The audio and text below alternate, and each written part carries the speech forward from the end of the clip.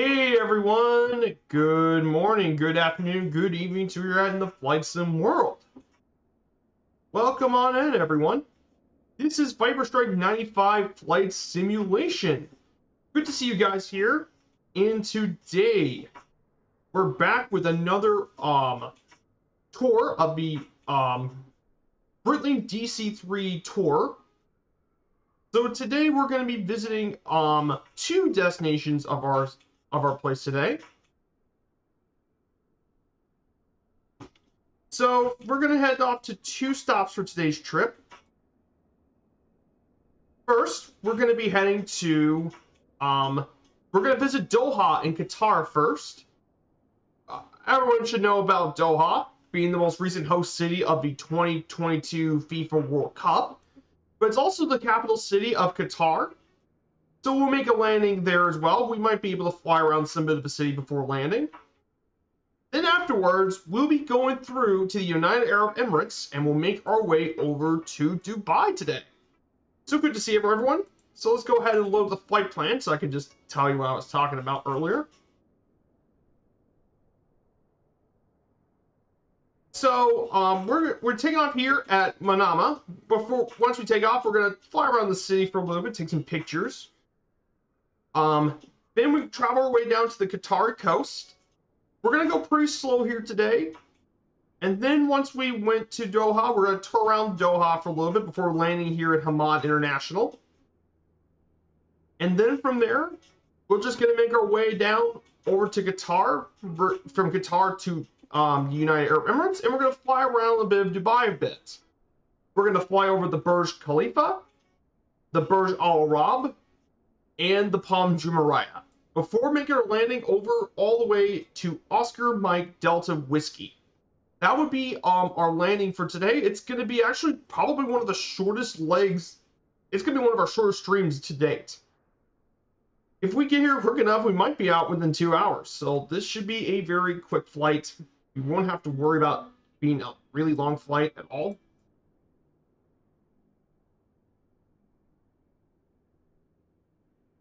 So in the chat we go, and hello, Devil Dude. Good to see you, Devil Dude. Super Typhon, my great friend. Colpar1. And Dryson. It's great to see all you guys here today. So this should be a really nice stream. By the way, guys, exclamation point info, since I got flow. If you do exclamation point info, we should be taking our way over to the Southeast Asia server. So let's go ahead and get down to our plane. Obviously, like we've done for nearly every leg, this is the Douglas DC-3, but this DC-3 is particularly special as this one was originally built as flagship Cleveland for American Airlines, and it's gone through a very lengthy career, been serving through many different places, and now it's here in 2017 in Breitling colors.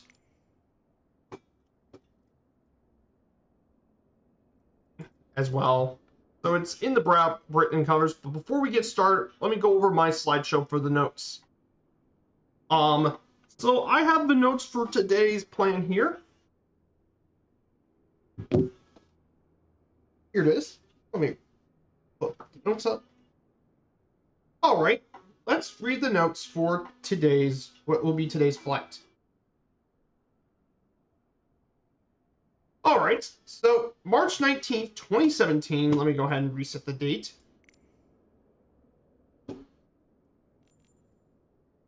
March 19th.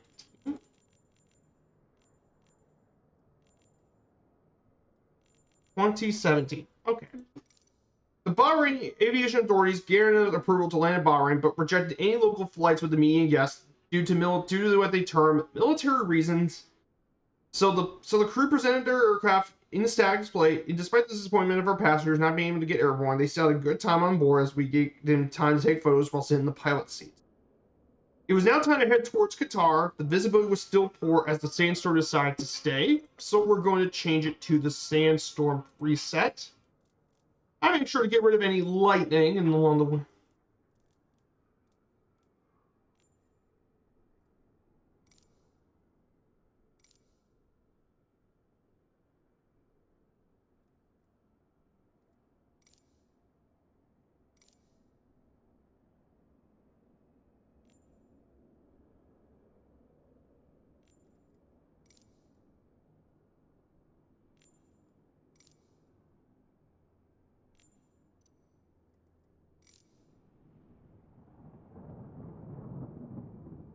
As the Sandstorm decided to stay with the crew,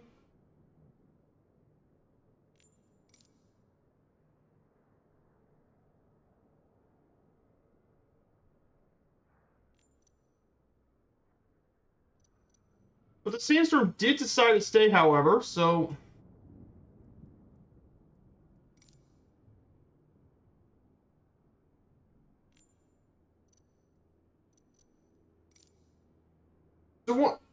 in Qatar, they presented the DC-3 World Tour talk in the beautiful conference room located in the terminal. Foods and drinks were served. The people didn't seem genuinely interested in the project, except one guest who seemed to didn't pay too much attention to what they said. And at the end of the presentation, a Qatari sheikh, was upset and then he was frustrated as a watch collector and wanted to buy one of the watches. So the crew told me we only have 5 watches available for Qatar, and they were already sold out. I understood his attitude and told him they were able to reserve 1 watch for him as he was such a good client. He wanted to trade his watch with Francisco's, but he politely declined the offer.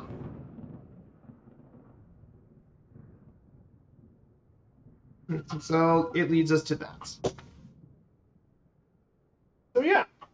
That is going to be the notes for the leg. This is the leg details, according to the pilot Francisco Agulio. So let's get back into the cockpit. All right.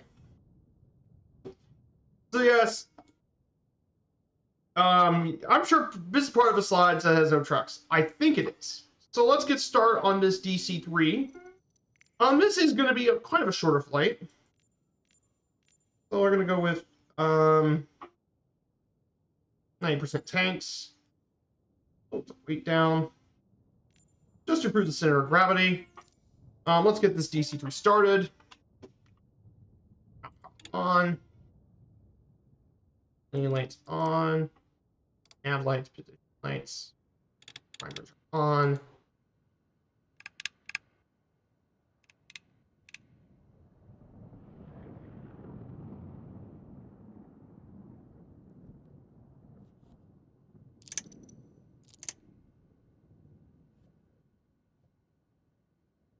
Hello from Liverpool. Good to see you, Kingsman. And I'm going to crack the throttle. That's good. Booster.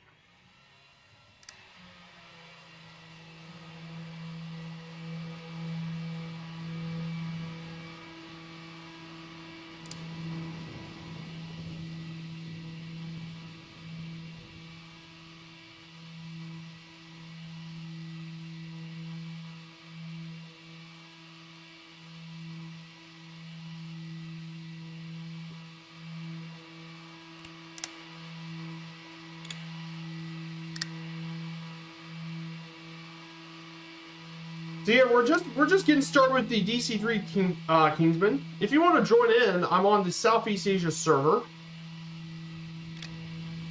And she's on. Nice.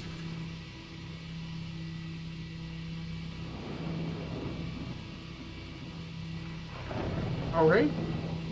That's one engine on, and now we can turn on the other.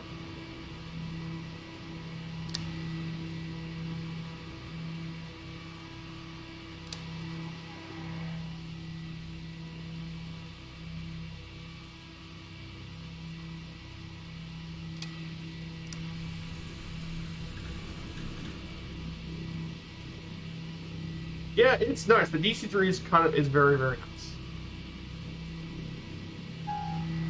So that should be everything, and the DC-3 is on. So yep, she's ready to get going. For the taxi. Oh, battery on. Turn off external power.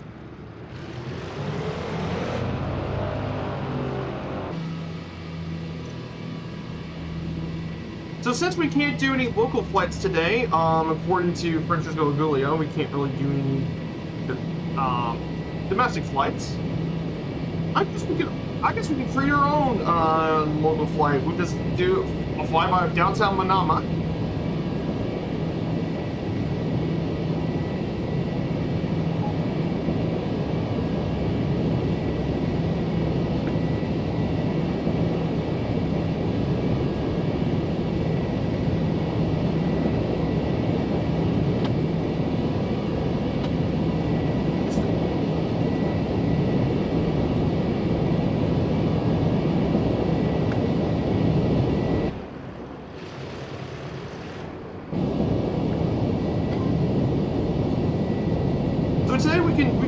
cruise at an altitude of 1,500 feet for today. 1,500 is our cruise altitude for today.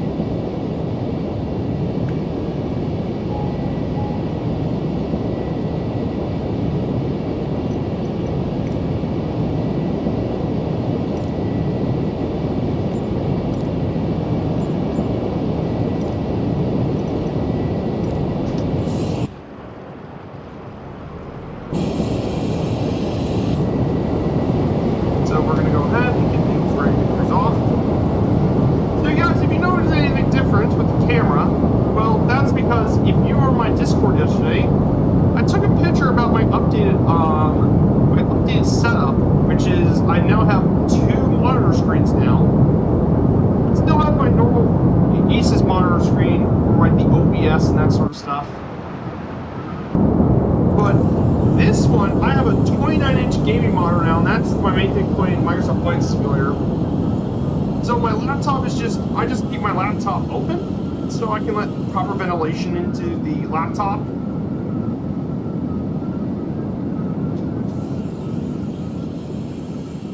So we're actually in the air, guys.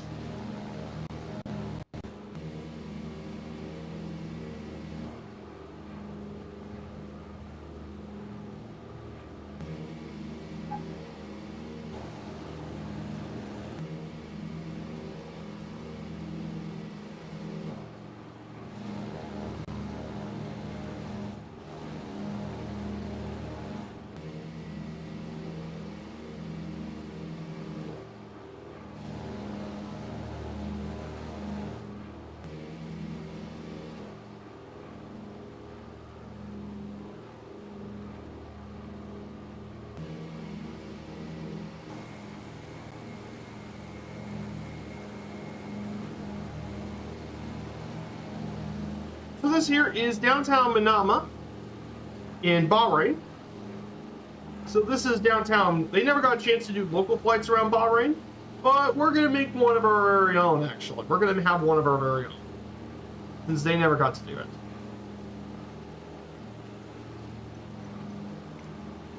Also, I'm getting rid of the lightning chance to be 0. There is no light. Oh. So this is downtown Manama, Bahrain, down here.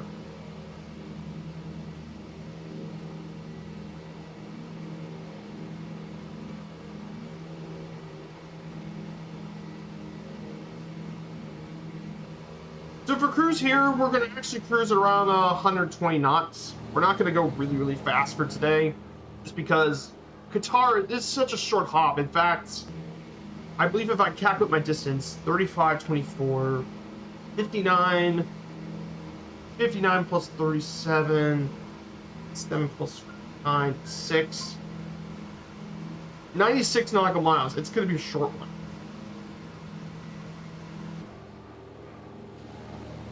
So we're going to cruise our way back into the airport.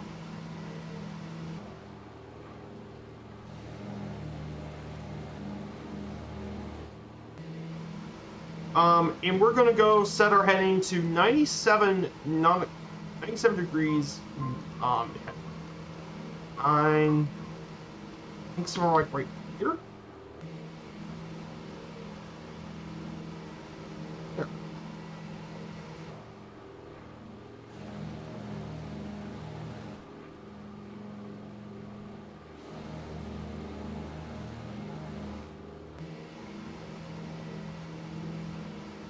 So yeah, if you notice something weird with the sounds, let me know.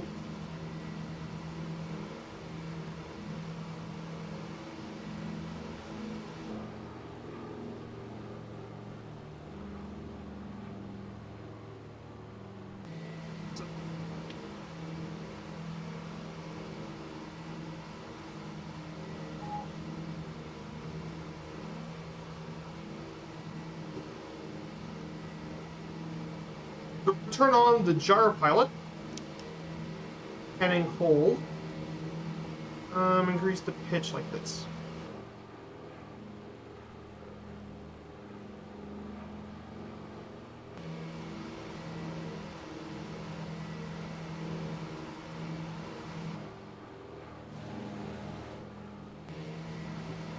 So yeah, great to see you guys. It's gonna be a nice short flight.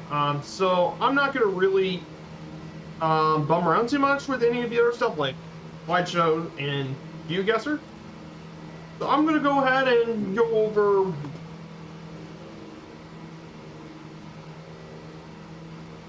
So today we're gonna be talking about the country of Qatar, or Qatar, or whatever you want to call it. But this country here in Western Asia is located in the Qatar Peninsula, in the northern coast of the Arabian Peninsula in the Middle East. Its capital is home to 80% of the inhabitants in Doha, and most of the land here is actually made of low-lying deserts. So Qatar has been a hereditary monarchy ruled by the House of Thani since Mohammed bin Thani signed a treaty in 1860 with the British. And currently in the 21st century, Qatar has emerged as a middle power in the Arab world through its resource wealth, along with its globally expanding media group, Al Jazeera, and apparently it's supporting a lot of the rebel groups financially during the Arab Spring in 2011. So bits of historical pieces of our timeline in Qatar's history. Human habitation comes back 50,000 years ago, have been around here. Mesopotamian artifacts came here between 6500 and 3800 BC. In 224, the Sassanid Empire gained control of the territory surrounding the Persian Gulf. Qatar played a commercial role with the Sassanids during this time.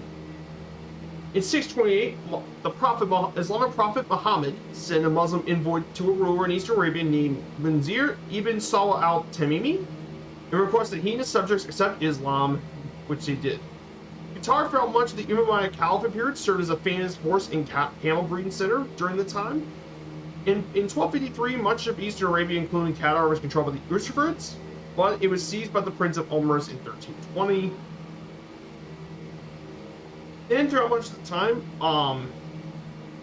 then after quite some time, in 766, the Al Khalifa family of the Utub Tribal Confederation migrated from Kuwait to Zubarah in Qatar, and after swearing in as crown prince of the Wahhabi, Saud ibn Ali's moved his Wahhabi territory to the Persian Gulf of Qatar. Throughout the time, 100 years later, we had the Ottoman Vilayet of Baghdad surrounding Qatar as part of the Ottomans. Then Qatar became a British protectorate in 1916. And Qatar gained independence from Britain in September 3rd, 1971.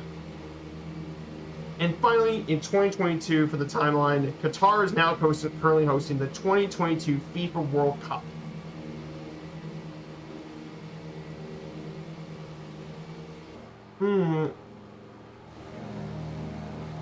Currently now hosting the FIFA World Cup. So that is a bit about Qatar's history today as well.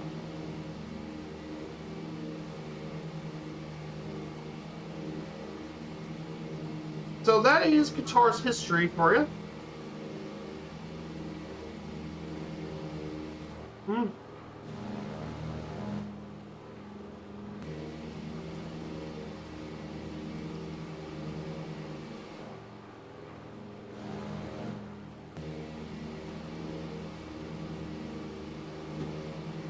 So that's a bit about Qatar's history for you, and there's a shout for Dryson.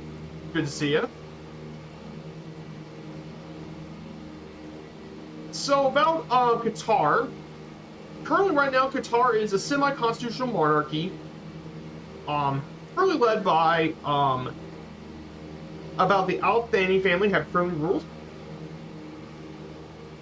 and they've been ruled since 1825. Though in 2003 they adopted a constitution. However, the country is pretty authoritarian. According to the Constitution and law, Sharia law is the main source of legislation in Qatar legislation, which basically, for guys who don't know, Sharia law is based off religious laws based off Islamic traditions. Though in reality, it's actually, in practice, is more between civil law and Sharia. Sharia is only applied to family law, inheritance, several criminal acts, as well.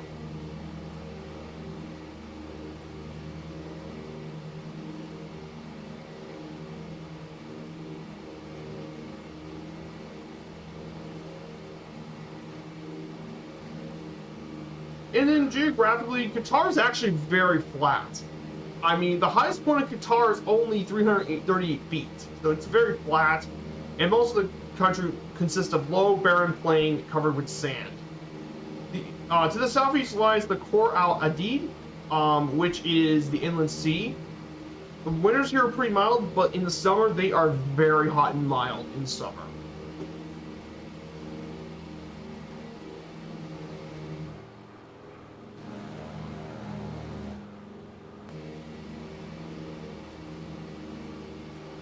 Yeah, the slavery was also built for what I call modern-day slavery. Yeah, unfortunately. Don't want to talk too much about politics, but yeah, that is unfortunately a reality.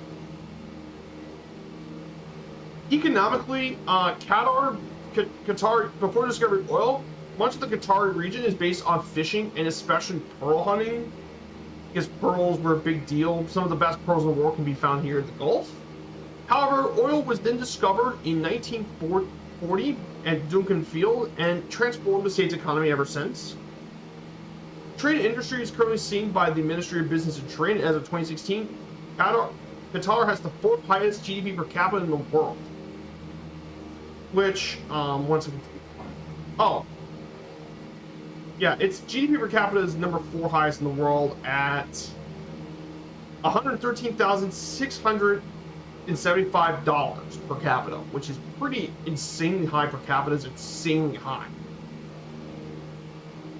Established in 2005, the Qatar Investment Authority is the sovereign wealth fund specializing in foreign investment. Due to billions of dollars surplus from oil and gas, the Qatari government has direct investments in the U.S., Europe, and Asia Pacific.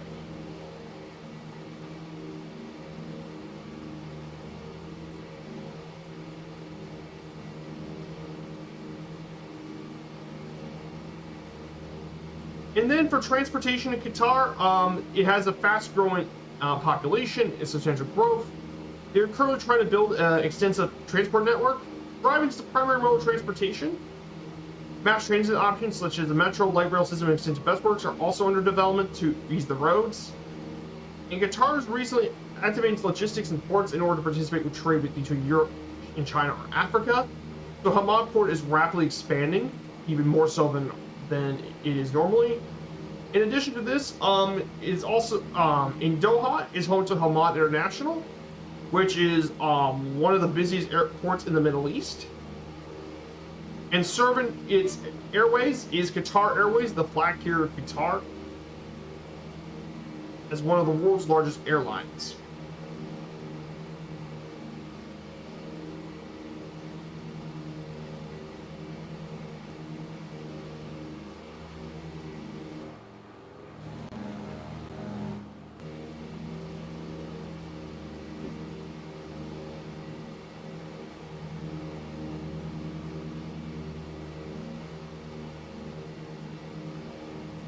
Then we have the culture of Qatar. The culture of Qatar is strongly influenced by traditional Bedouin culture, with less influence deriving from India, East Africa, and elsewhere in the Persian Gulf. The peninsula's harsh climate conditions compel its inhabitants to turn to the sea, and thus the sea is an important part of Qatari culture. Oral arts such as poetry and singing were historically prevalent than figure arts due to the restrictions placed by Islam. However, architecture, calligraphy, and textile arts were very widely practiced. And a lot of their folklore in Qatar is based off exploration, tradition of passing down stories was passed to preserve traditional local legends. And among the most folk heroes include Qatari Ibn al-Fujiyya, a 9th, 7th century war poet, and Wama ibn Jabir al-Jamhami, an 18th and 19th century pirate and transitional leader of Qatar. Recurring themes are the Jijin, or sea spirits, pearl diving, and the sea are part of major parts about folklore in Qatar. Music in Qatar's base have a close association with the sea. Songs related to pearl harmony are the most popular genre of male folk music. Each song, varying rhythm, narrates a different activity of the trip, including spreading the sails, diving around the ships. Collective singing is an important part of pearl trips. And still in modern days in Qatar, Arda is still practiced, which is performing 2 men and rows of men opposite of one another. Each of them may not be wielding a sword, spoken by drums, and spoken poetry.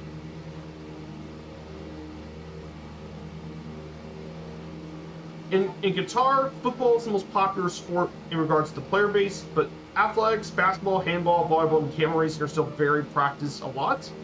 There's currently 11 multi-sports clubs in the countries and 7 single-sports clubs. Prior to the introduction of football, traditional games were Al Daroy, Al Saba, and Takiyaya for boys, and Al Kunatab, Al Lakfa, and Al Habal for girls.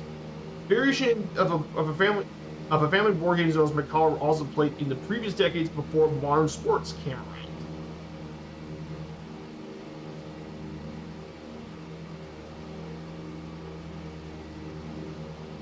And of course, everyone knows sports in Qatar. Qatar obviously also held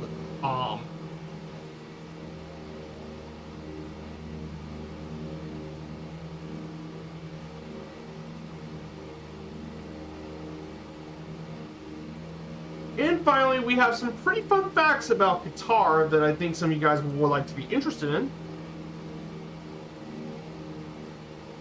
As well. I'm going to go ahead and give you a break from all that. That was a lot of information. I mean, we weren't flying there for very long, so I get that was a lot of info. I probably shouldn't have gone through all that fast, but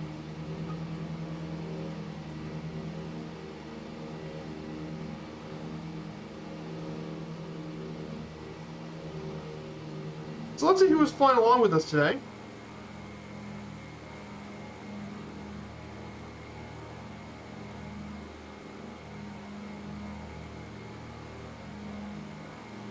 So flying along with us today, let's see who's. We don't have anyone flying along with us today. All the rest of the people are around Bahrain still, so we don't really have anyone flying along with me behind me. This is a bit of pictures in the sea. We see quite a few people, I believe, around this area. They might have already been in Doha, waiting for us.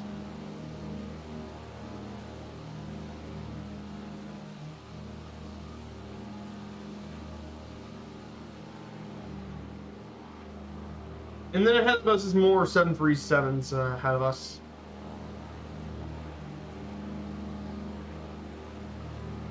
So yeah, good to see everyone here, guys. So it's great to see everyone here.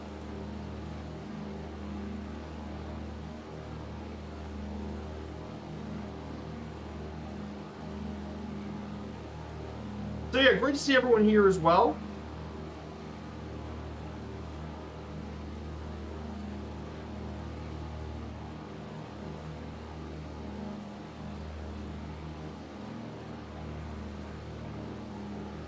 So yeah, it's great to have everyone here on this Sunday morning as well. We currently finish up more notes. I've been also doing my new cockpit, if you guys want to actually see a picture of it.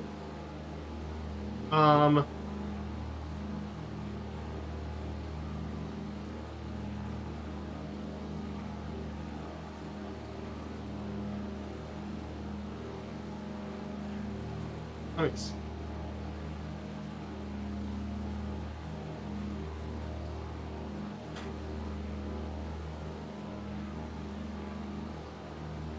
Here's my Discord if you guys want to check it out.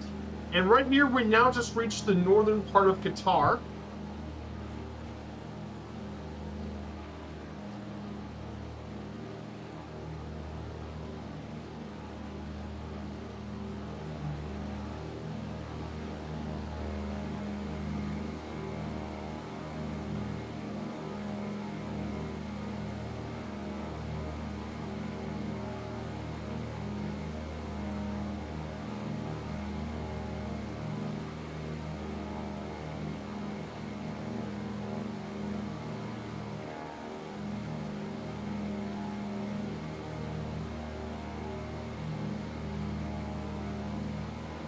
But yeah, this area is definitely pretty pretty now with the light green color. Ooh, this.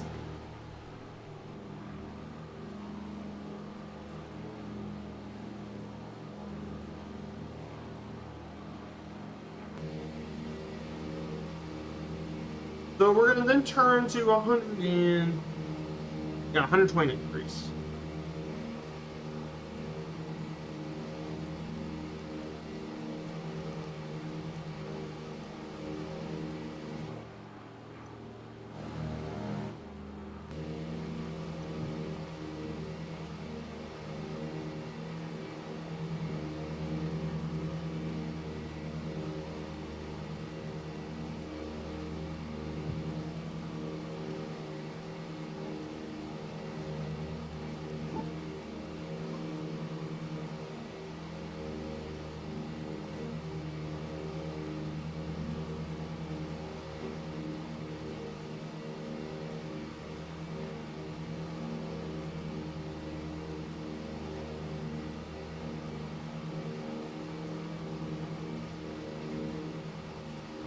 So yeah, I want to ask you guys, I hope you guys are currently having a good weekend so far, or having enjoyed a good weekend. For me, just got everything set up, so I do have my Discord up here. It should be under general chat, so I showed you off what I've done. So what my dad did for my game display was he installed a little thing to put 2 of my gaming monitors on there. And my laptop is actually to my left, is my laptop over there. I still need to work on a few things, make sure everything sounds okay, so it's up to you guys to probably help me out with that. But I'm very excited to have my new setup. I think it's great to actually have more room to do typing and all that, more room to talk to you guys. So that kind of sort of thing.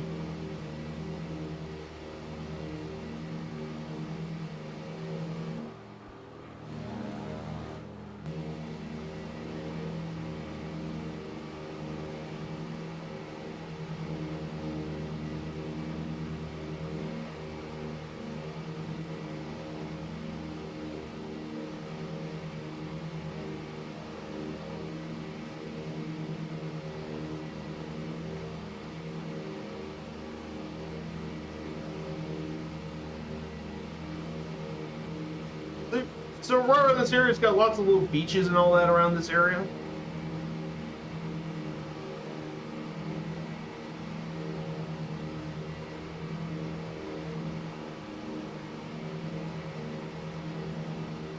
So I'm going to go ahead and talk about some pretty fun facts about Qatar that I think some of you guys might be interested in. So some facts. Well, believe it or not, I know a lot of people say the Netherlands is flat. Qatar's even flatter. It's the second flattest country in the world with its highest point of 330 feet. Only one country is flatter than Qatar, and that's the Maldives, which their highest point is only 6 feet. Yeah, inhabitants of Alcor Island were the first to produce purple shellfish dye, which has been very popular and sold for a lot of trade.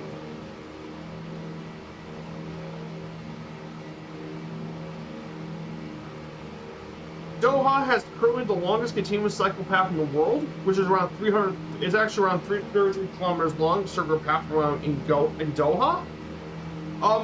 For camel racing in the country, they actually don't use jockeys. They actually use robots. I kid you not. That's actually a true fact.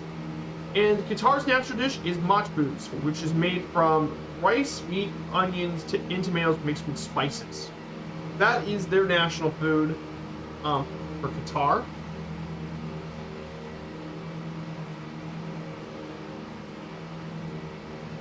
So that is their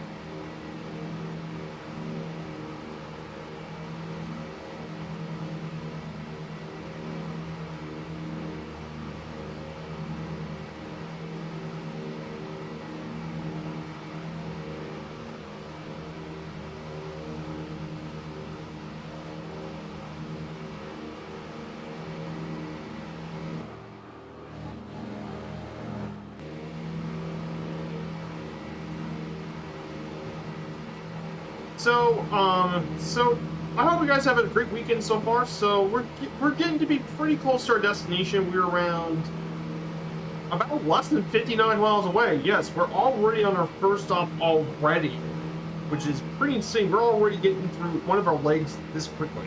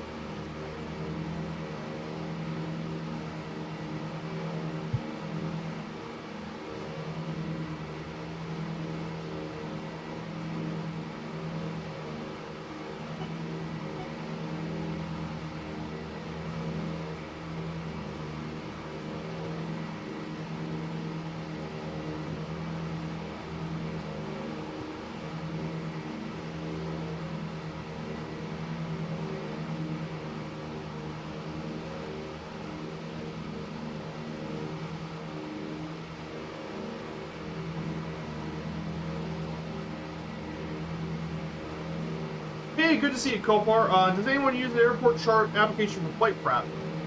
I do. I use a SimBrief. I use SimBrief for my flight plans for airports. The one I think would make sense is Chartbox. Kopar, which in order to get Chartbox, the only issue with Chartbox is great to get charts, but the issue is you have to have a BATSIM account in order to access Chartbox. But if you do already have a BATSIM account, then it's got tons of charts for you to look at.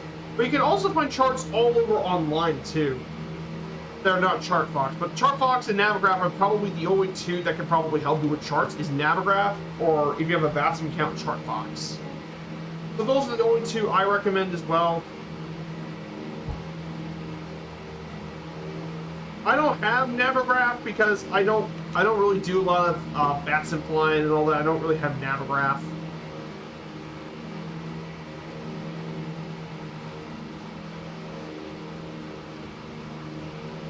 I just don't use it with the kind of flying I do. But those are the two ones that that I do recommend.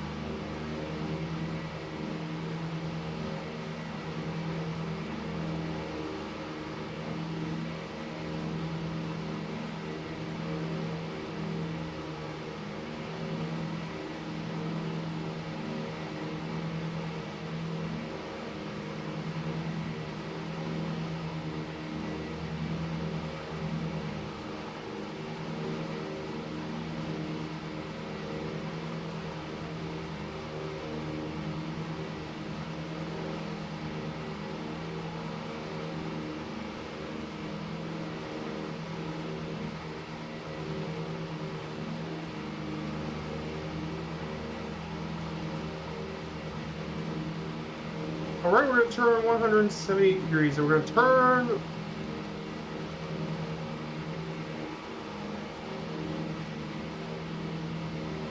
Whoops.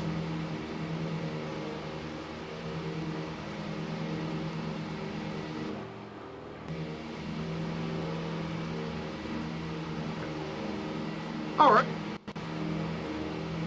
So we're going to go to our... things. The challenge is usually to find up-to-date charts. Yeah, Navigraph and Chartbox are the two ones I recommend. If you want free charts, Box is best if you don't want to pay for Navgraph, but Navgraph will give you also modern nav data and all that. That might be more useful for VATSIM, but they're both great resources for charts and other stuff.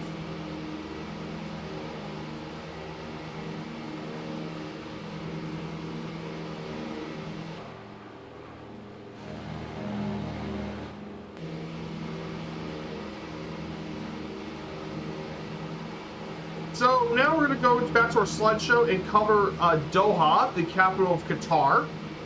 Located near the Persian Gulf, it's home to about 80% of the nation's population lives around Doha. Founded in the 1820s as an offshoot of Al-Bida. It was declared the capital of the country in 1971. It is considered a Bay-level global city.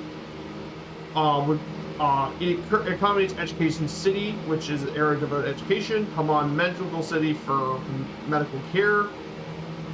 This city hosted the first ministerial meeting of the Doha Development Round of the World Trade Organization. It has hosted a number of sport events, the 2006 Asian Games, the 2011 Pan Arab Games, and of course, the most recently, the 2022 FIFA World Cup.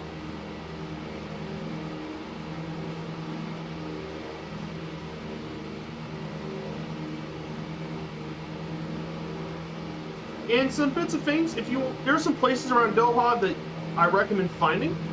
So here's some landmarks that you probably will want to check out while visiting Doha. One is the Burj Doha, which is this building here. It's the most recognizable building in the country. You'll find this one at West Bay. Standing 781 feet with 46 floors, making it the 6th tallest structure in Qatar. Its unique design makes it pretty recognizable. Then there's Fenar Mosque. This cultural center is known for hosting events where visitors can learn about Qatar culture, but it's actually also a mosque too. Then there's the Qatar Tower. Towers are soon to be built. These are actually going to be 2 hotels, and these buildings is shaped by the traditional national emblem of Qatar, the traditional scimitar swords. This sleek glass design incorporates 361 rooms in 6 suites at the 5-star Fairmont Hotel, and 132 suites at the 6-star Raffles Hotel. And finally, the National Museum of Qatar, which completed just in 2019, and talks all about the national history of Qatar. So that is a little bit about Doha. And of course, our stop for today, it is Hamad International. This is the international airport of Qatar.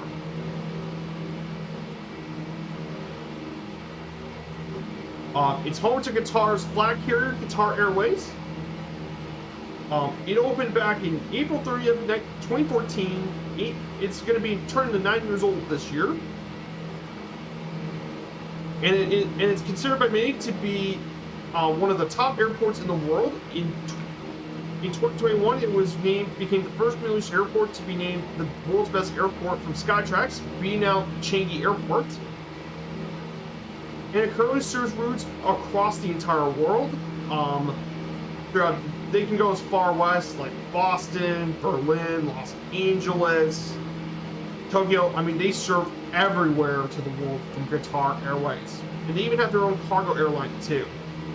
But basically, they serve everywhere around the world, flies to Qatar. Along with international destinations, they also fly around the Middle East too. But yeah, they fly nearly everywhere.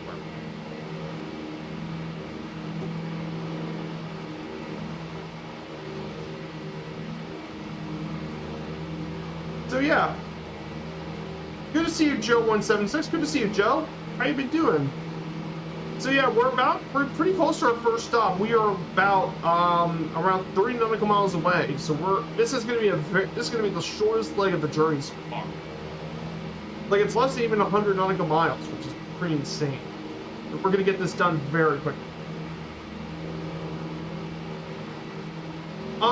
And finally, I'm going to give you some brief background about Qatar Airways. This was actually a relatively newer international airline, founded in 1993 on November 22nd, and was commenced its operations on January 20th, 1994. Currently has a fleet of 234 planes serving 103 destinations around the world. Their fleet consists of both mix of both Boeing and Airbus. They operate the Boeing 7. They're going to operate the 737 Max, 425 of those. They currently fly an Airbus A330s and A320s, but they're going to be retired. They were just retired last year. Currently, their fleet contains Airbus A350s, Airbus A380s, the Boeing 737 Max, and of course, they're going to be one of the launch orders for the Boeing 777X, which is basically a 777 on steroids. But yeah, I'm doing good. I'm just set up my new home cockpit setup has now gotten set up. So everything should be now set and good.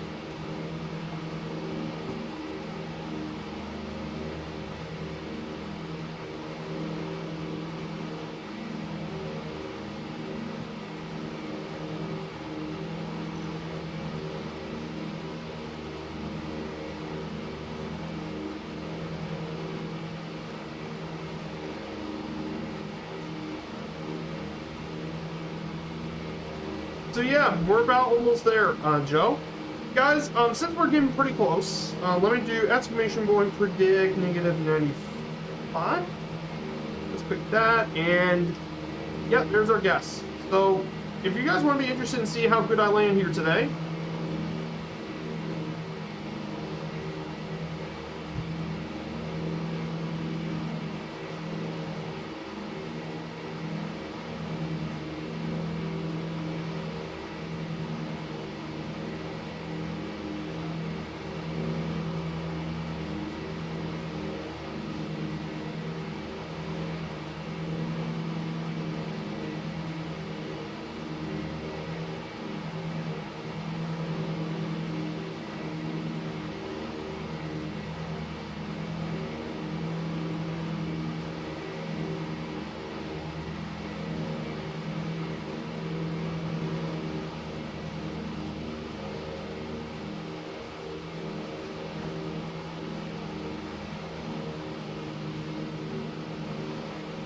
hey, Mongo07, no, we're not at the end of the stream, Mongo. No, we're near the end of the leg, Mongo. We're almost at the end of leg 7, actually. But,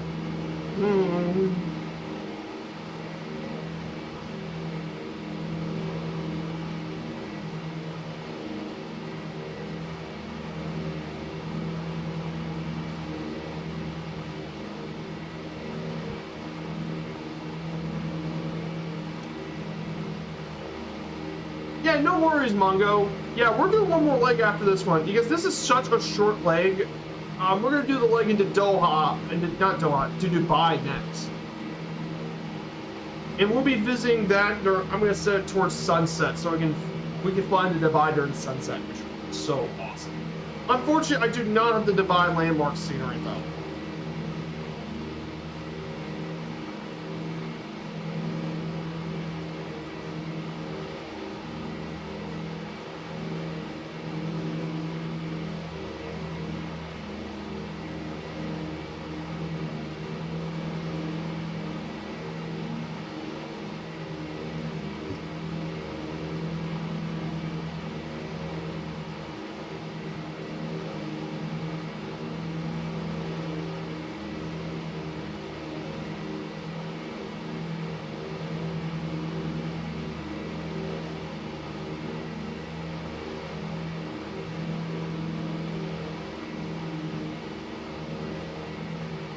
So yeah, we're getting pretty close to our landing here.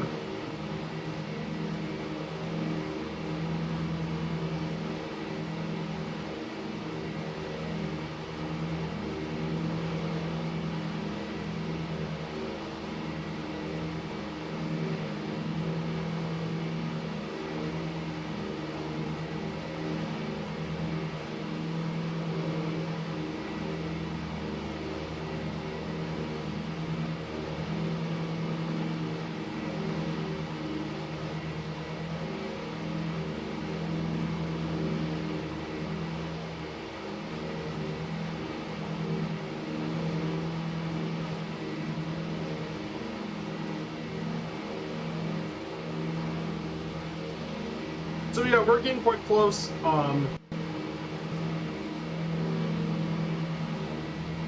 So yeah, Qatar Airways is definitely well known for their first class seating. Though it's not nearly as exquisite as, let's say, Emirates would be, but they're definitely very luxurious as well.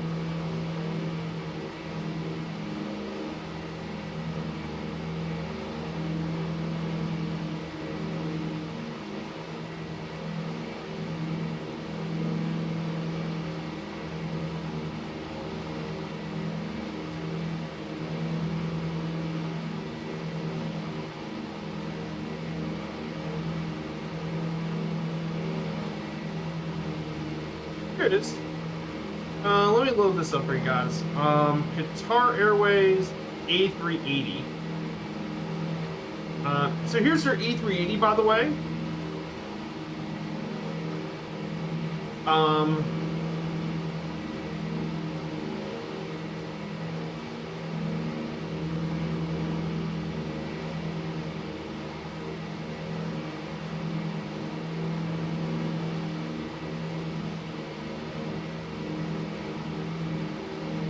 So let's look at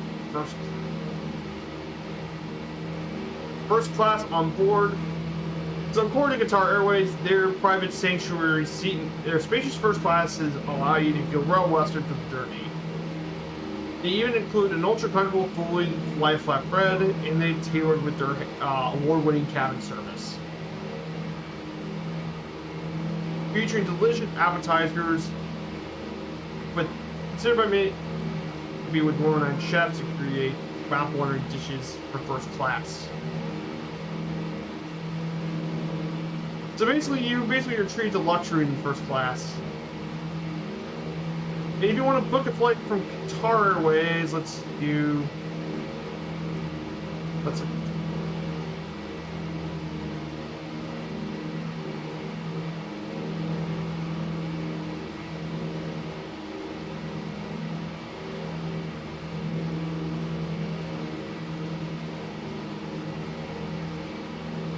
find flights. Fetch the results.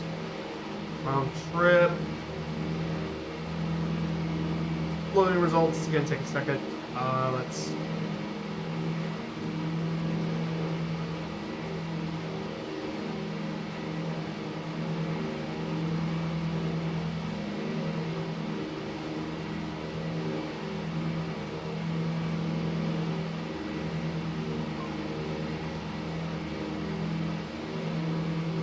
I guess it's still loading.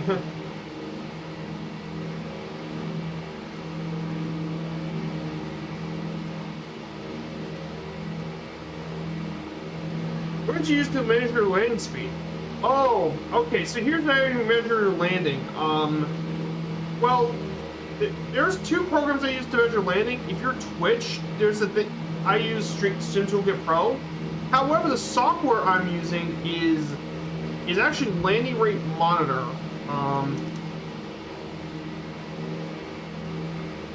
Is LRM. LRM is what I use for measuring my landing rate. But what's really cool about landing rate is the real magic of landing rate monitor comes with FS Hub. If you build an FS Hub account with it, it turns your FS Hub thing into a logbook. As well. Though you do have to require FSUI PC though, but it is a great way to check your landing rate. Okay, so we're about to make our way to Doha. So we're gonna actually fly around the city for a little bit, just take a little tour of the city in the DC-3 before we eventually make our way to Hamad International. So this here's Hamad International. Now right next to it used to be the old Doha International Airport.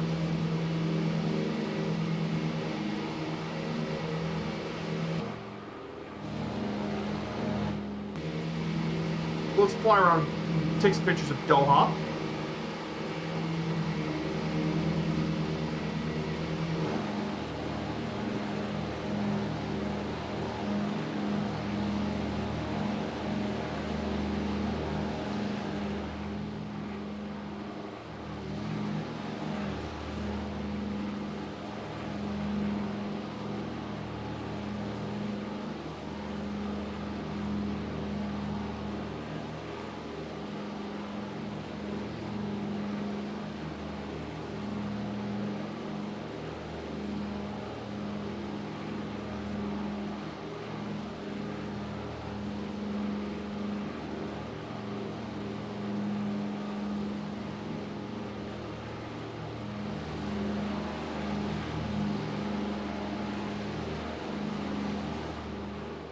So this is Doha.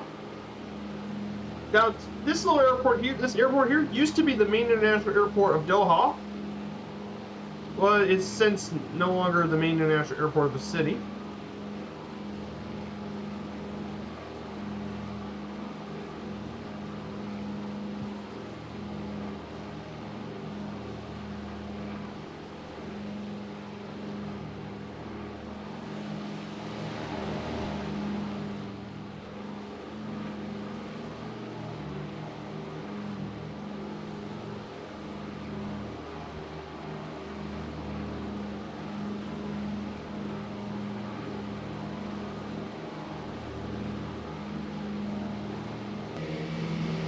Go ahead and get this thing going.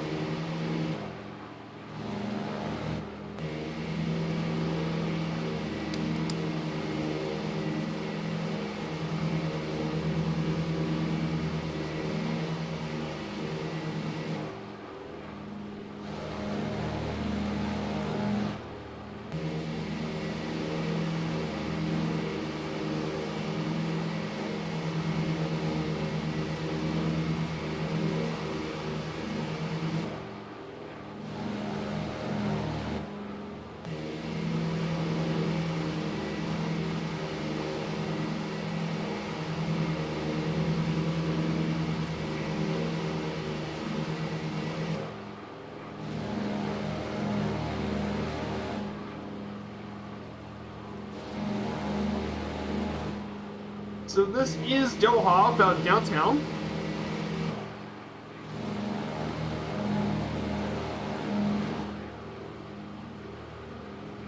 Oh my goodness, who is that? Who is that? Oh my gosh, Joe 176 in the jet. Good to see you, Joe. Yeah, you were helping me out yesterday with the... I appreciate your help yesterday with the scavenger hunt on Friday. Thank you so much for helping me out with the scavenger hunt, as well being part of my team. So guys, if you didn't know, on Friday I participated in the Two-Toe Murphy scavenger hunt. I was leader of Team 2, and I led the team to victory over Museband and Murph.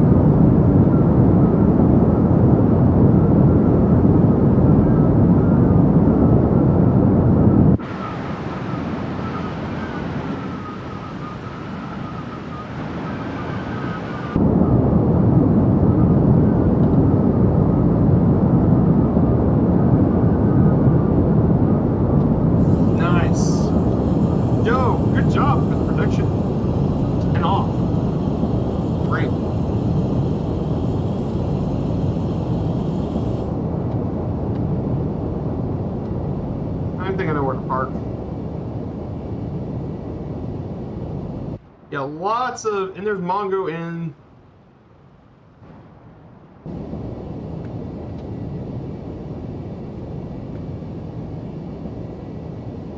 That was very good landing. Nice.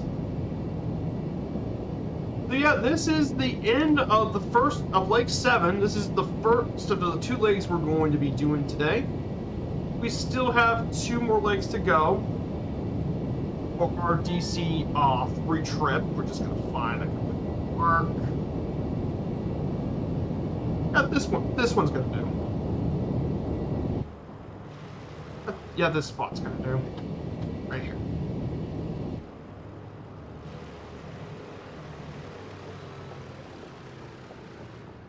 Yeah, right here's gonna do.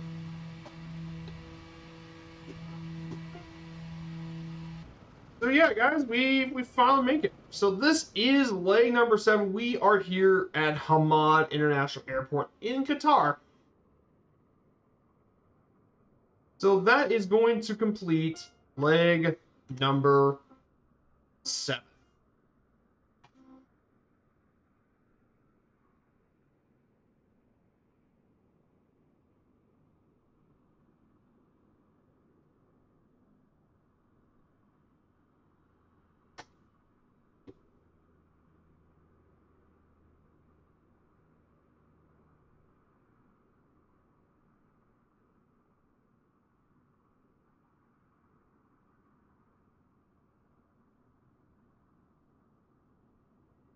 So yeah, that's going to be the end of leg 7. I'm gonna be right back, and so you guys can load in if you guys want to join in and load in for the flights.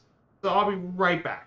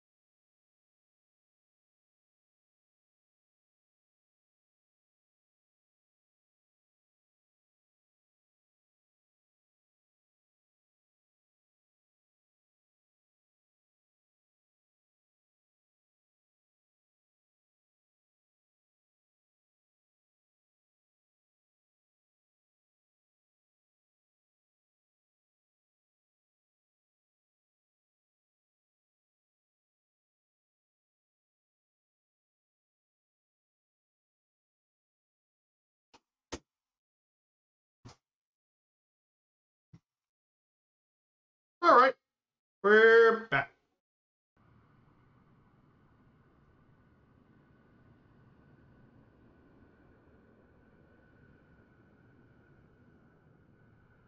Well, we're back now, so let's go over the next leg.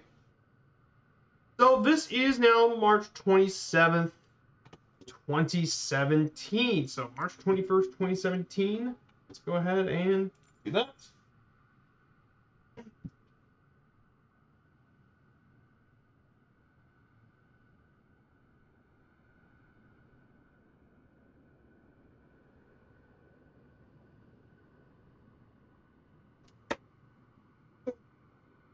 Okay.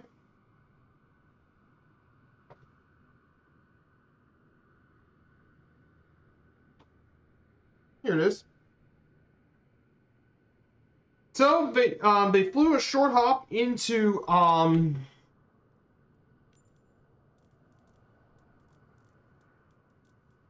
this is going to be clear skies for much of the trip.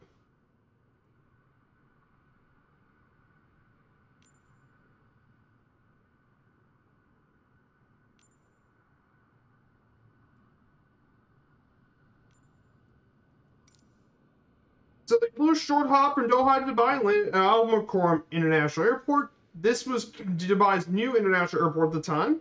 Located 37 kilometers southwest of the city, in the Jebel Ali area.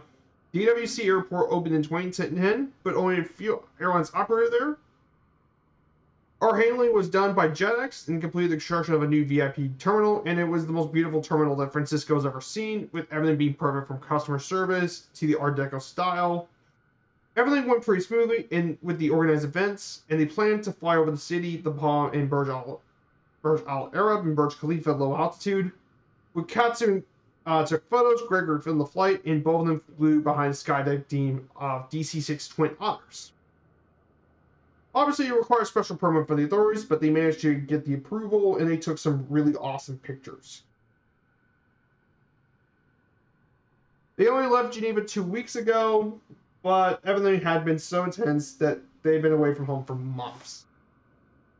So that is going to be the leg flight plan. That was also on your 18th birthday. Awesome. So yep, that is going to be it. We got our DC-3 back in the air. We got our DC-3. All right. Again, we're going to go back to 1,500 feet again.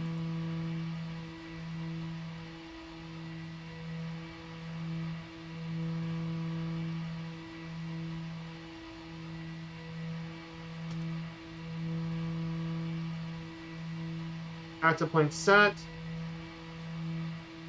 And we're going to go ahead and taxi.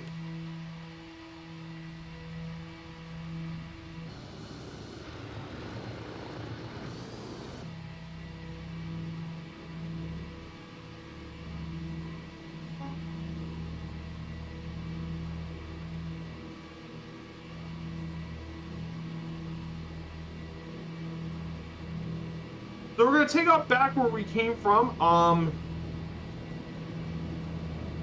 16 right.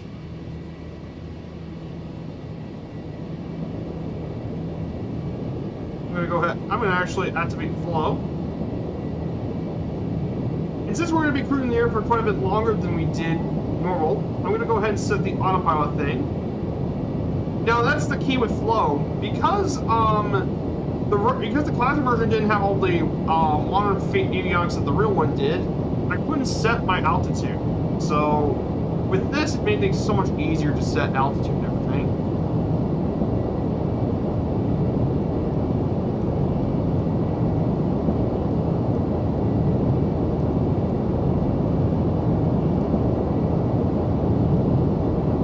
And we're going to be up to 15.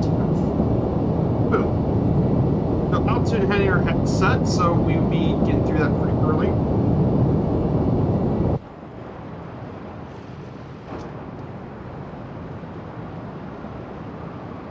And I'm going to set the trim to...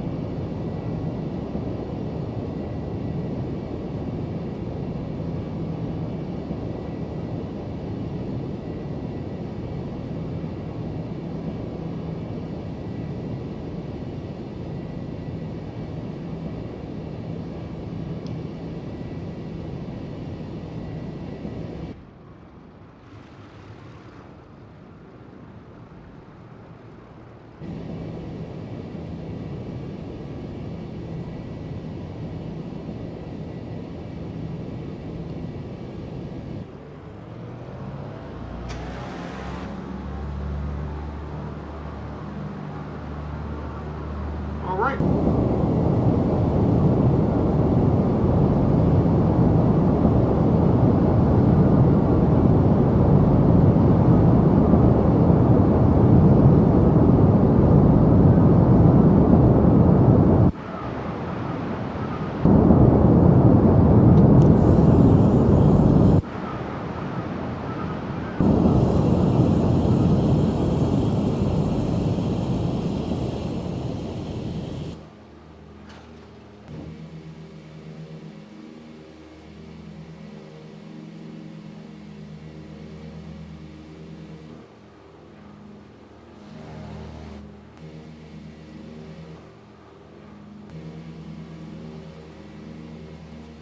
All right.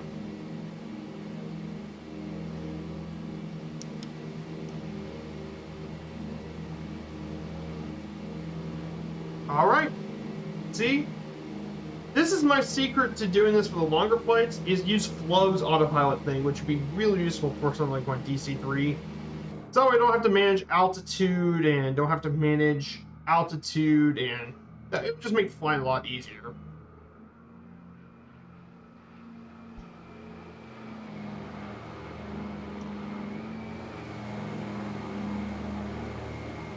So we're out of Doha now. On to Dubai, everyone.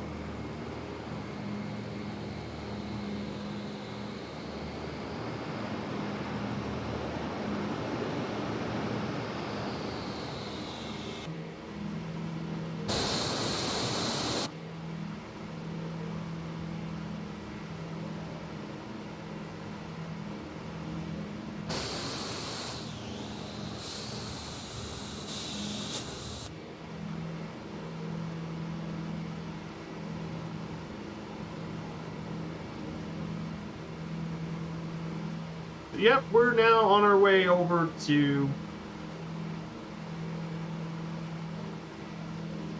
the United Arab Emirates.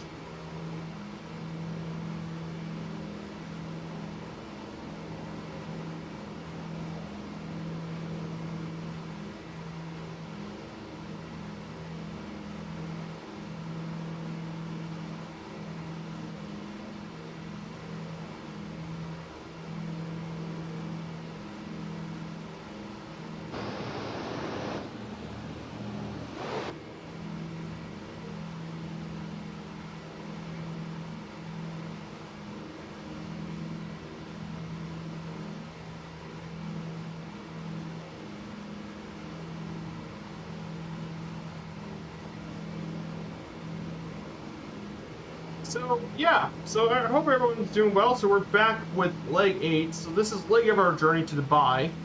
Originally, I was thinking about doing a straight line over to the airport, but I decided that we actually should visit the city of Dubai first.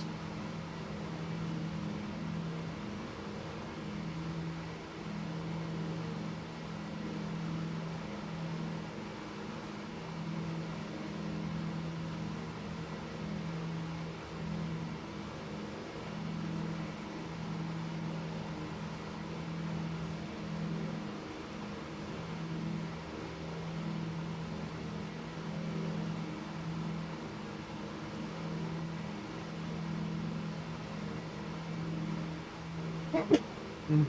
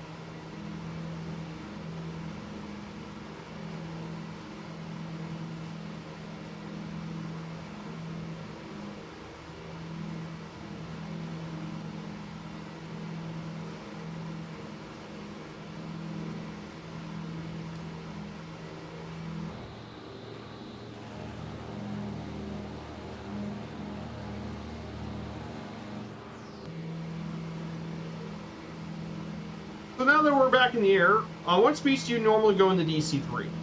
Well, I usually go around 160, 170 knots. Most of the legs, they do take around 120 for the real life one, but I decided to go 160 because don't want to go. If I stay around 150, try to go 160, 170, so it would be pretty quick enough, but not super fast. It's right around what the DC-3 should be cruising at anyway, around 160, 170 knots.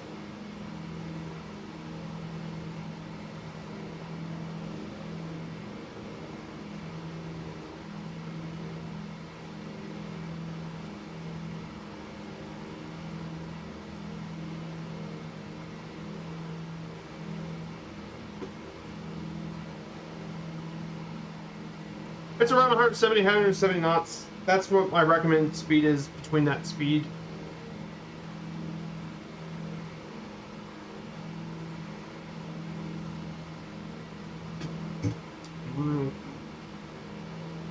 Yeah, no worries. That's what the DC-3 normally cruises at anyway.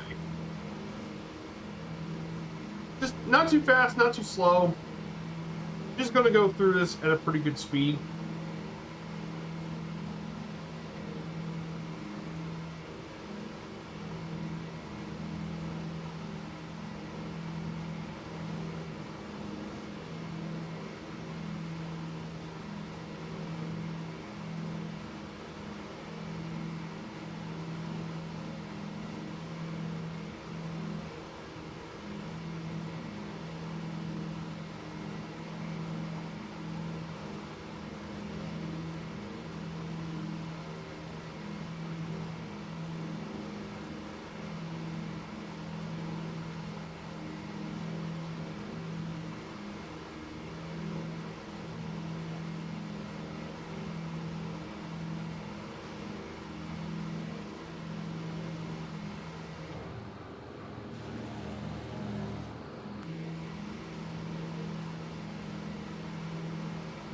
So while we're here, we're going to talk a little bit about the United Arab Emirates, the UAE.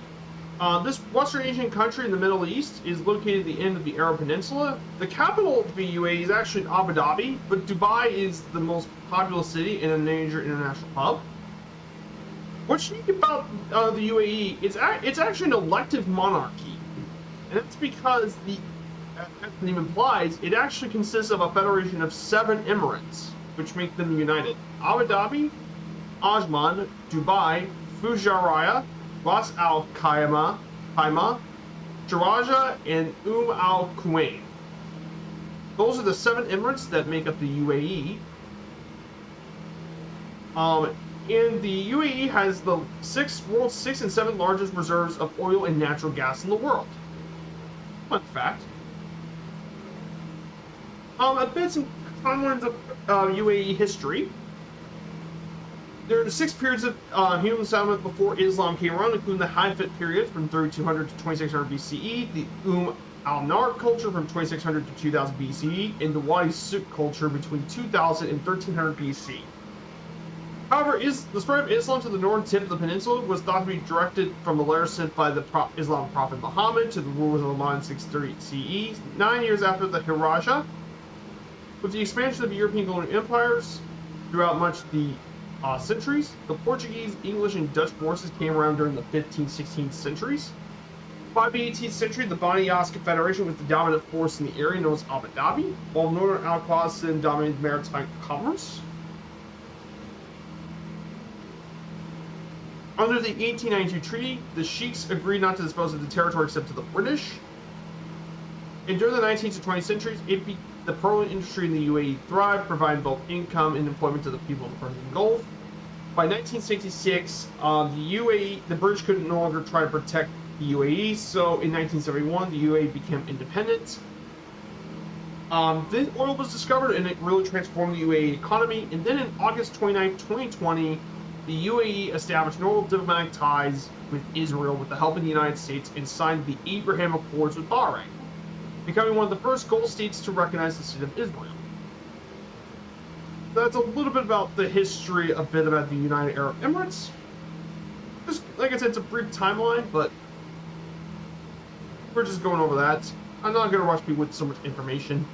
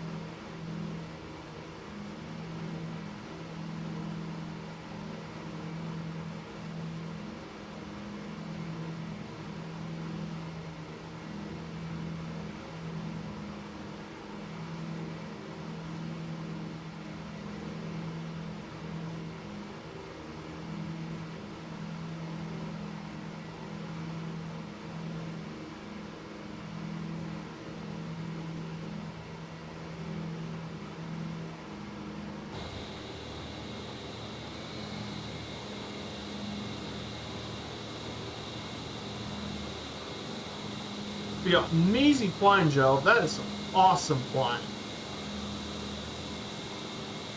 Awesome, awesome.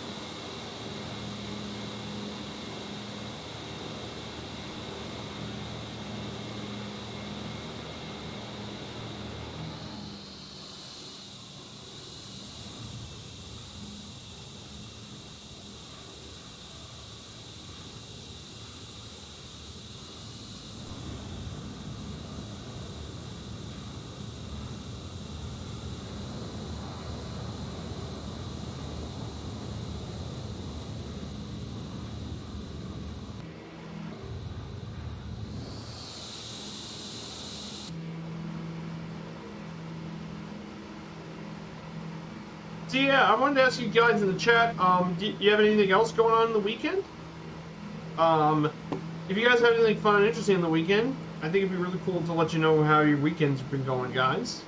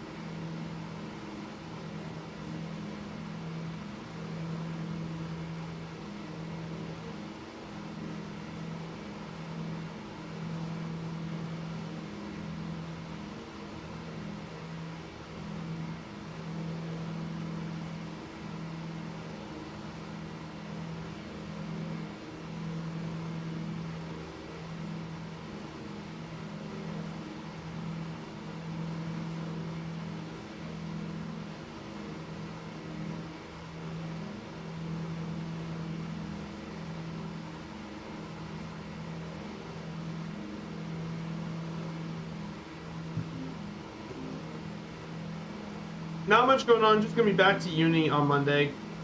Oh, cool.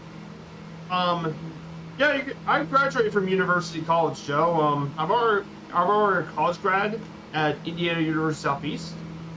I already got myself a biology degree there. Still waiting for some job opportunities to open up. Though I know this week I'm gonna have an opportunity for my volunteer position. I'm gonna start my volunteer work on hopefully in February this week. And work on some research stuff for more research. It's around baseball, which if you guys have been around me since 2021, baseball was the first series I've ever done for Flight Set. So I'm pretty happy to do some volunteer work as well, get involved in the community and help out other people. I think it's going to be good for me as well.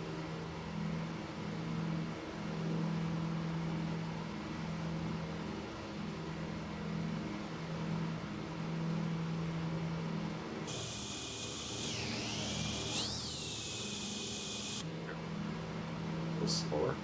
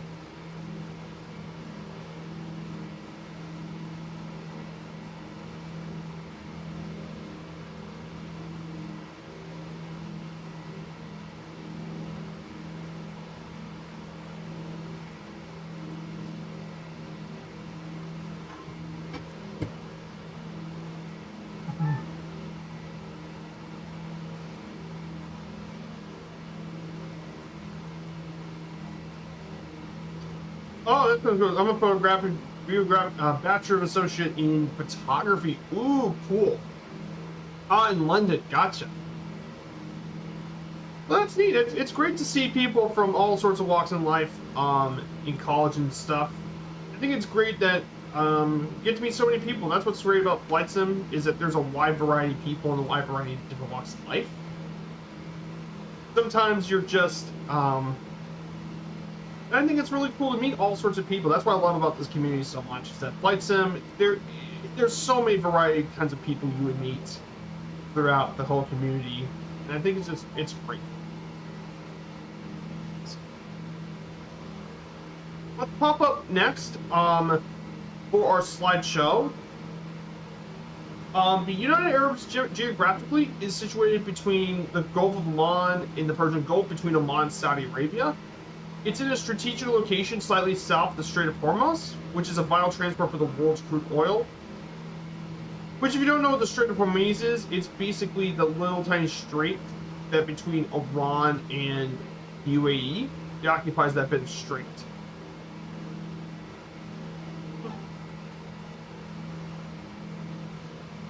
The UAE coast stretches for nearly 404 miles along the southern shore of the Persian Gulf, briefly interrupted by an isolated outcrop of the Sultan of Oman. Prior to withdrawing the area, Britain delineated the international border along the Seven Emirates in order to preempt territorial disputes that may hamper the formation. However, that never happened, thankfully. The borders did not happen the way they are, and the Emirates are federalized.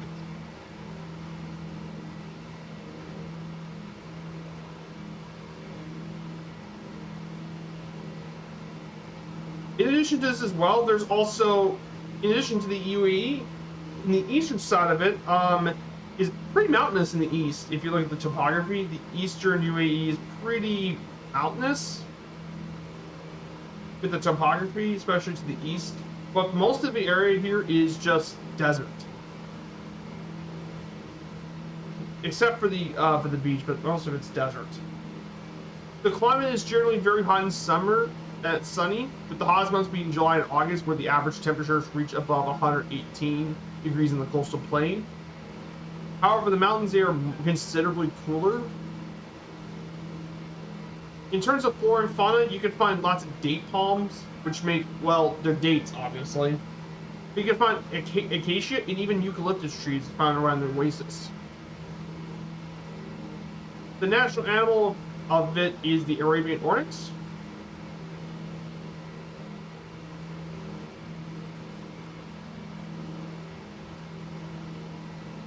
That's some geographic stuff. The politics, the UAE is it's a federal presidential elected constitutional monarchy, which basically is a federation of absolute monarchies, funnily enough. The UAE is a federation of the 7 constituent monarchies of Emirates of Abu Dhabi, Ajman, Dubai, Fujairah, Ras Al Khaimah, Sharjah, and Al Quwain. All responsibilities not granted to the national government are reserved for the individual emirates. The president and vice president are elected by a federal Supreme Court. Usually a sheikh from Abu Dhabi holds the presidency, and a sheikh from Dubai holds the prime ministership. That's usually how they held the ship. Their federal government consists of 3 branches: a legislative branch with a unicameral Supreme Council and the Federal National Council. Executive, the president, he's also the commander-in-chief of the military. The Prime Minister and the Council of Ministers, and final judicial with the Supreme Court.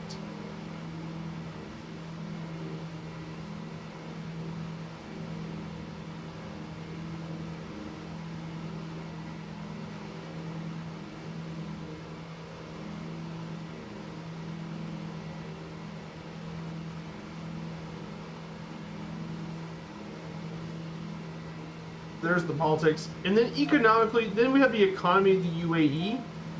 So the UAE's economy has really grown a lot. In just 50 years, the UAE has grown immensely since then. Used to be, from a juxtaposition of Bedouin tribes, one of the world's wealthiest states in just 50 years, which is insanely impressive. A lot of it has to do with the fact the UAE has lots of oil and natural gas reserves. That's a big reason for it. They also grew a lot of non-oil trade as well. And as a result, the UAE is one of the world's richest companies, with GDP per capita about 8% higher than the average. Speaking about GDP per capita, they're sixth in the world with 78,255 people, $55 per capita, which is sixth highest in the world, with the 34th highest total economy, which is pretty crazy to think about how much they own. A lot of it had to do with the business and finance, because in terms of business and finance, that's a very strong part of their economy is with business and finance.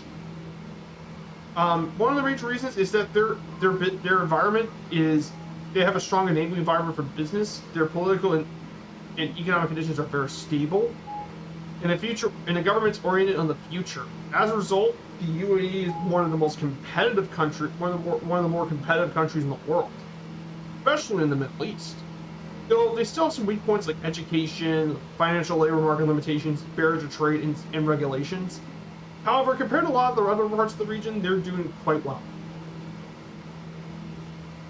They also have plenty of tourism too. Tourism's a big part of the UAE as well. In fact, in 2018, over 664.7 dirham is part of the GDP is to tourism. And by the way, Viper has actually gone off track.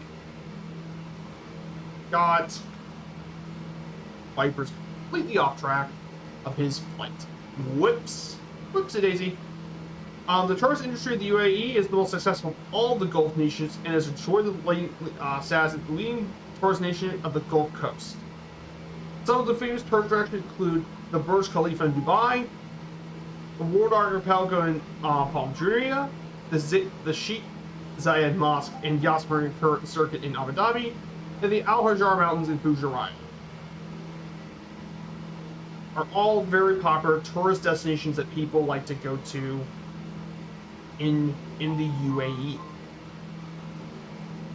And finally, we get to transportation. The UAE has a very extensive network of transportation throughout the country.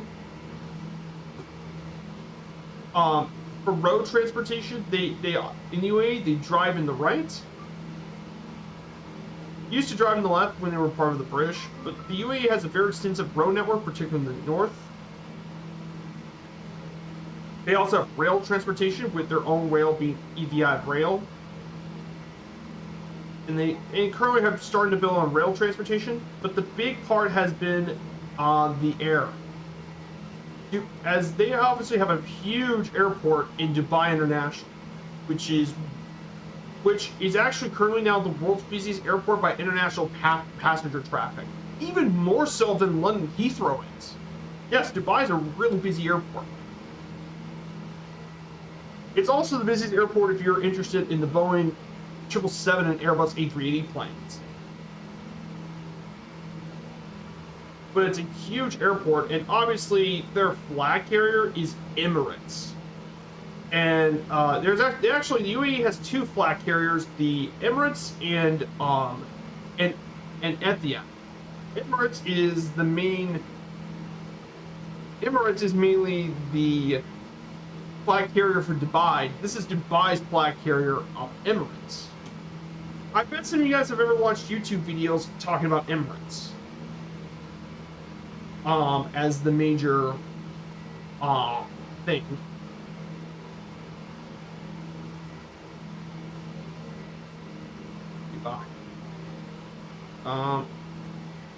One-way train.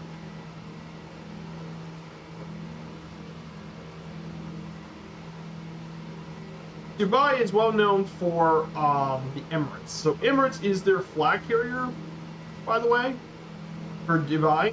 So for example, if you are so this is their this is economy, which is $814.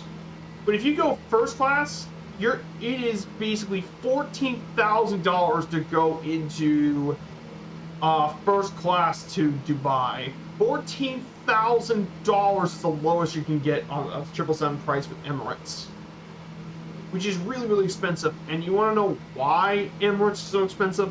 Let me show you why they're so expensive on Emirates first class. If you've never seen an Emirates first class before, they have a 777 Boeing class. But they also have a first class for the Airbus A380. For the 777, this is what the 777 first class looks like, by the way. They have a fully enclosed suite. Basically, it closes your suite as well. It's got curtains. It's got full reclined bed. It's got their famous personal dining service. And look at this. But you can close this, and you basically, it feels like you have a hotel room in the sky, which is insane. They got fragrances and stuff as well. And it's one of the world's best first class. So you can explore the first class, what it looks like, including dining. Yes, they actually got first class dining and all that sort of stuff. Pretty insane. You got all sorts of creations, culinary adventures. So, in the case of Chicago to Dubai, which is first class long haul, you could serve like soft drinks, like they got coffee, like spirits. They got all sorts of fancy champagnes, like Dom Perignon champagnes. They got breakfast. They got caviar Arab dips with hummus. Their courses. They got all that. Like, that is pretty crazy, and then obviously they got their 3D stuff. Here it is.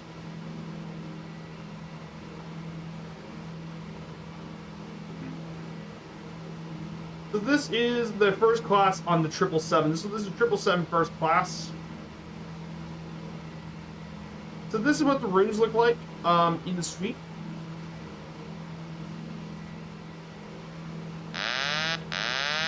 Oh, hello! Clear contact. Good to see you. Yeah. So this is Emirates first class on the 777. It looks like. See, look at this. You have your own suite with the windscreen. You have your own video calling phones from BMW. They got mini bar. They got a mini bar, entertainment, a wardrobe. Hello, hey, clear contact with the follow. Good to see you. So yeah, we're heading our way to Dubai today. We have already did Lake 7 earlier today. We flew our way over to Doha, and now we're making our way to Dubai. So I'm just going over a little bit about the UAE Emirates. But here's the insane part. This wasn't the best thing about first class. If you really want to talk about Emirates first class, it's the Airbus A380 first class. This is their signature product. Just like the 777, it has your own private 3D suite and everything. But here's the most insane thing about this. Yes, you've heard this right. The Emirates A380 first class has its own private shower spa. A shower spa on an airplane.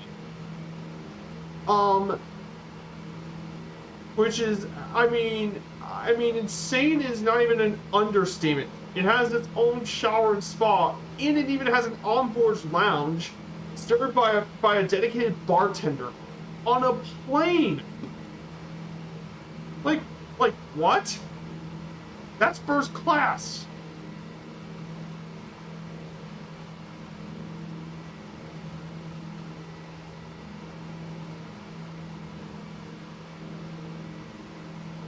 Yeah, let's look. Yeah, this is the shower spa. It's got its own shower with a heated floor and everything. Can you even believe that they have their own shower? I mean, imagine at 40,000 feet and you can actually take a shower. But yeah, that's pretty insane.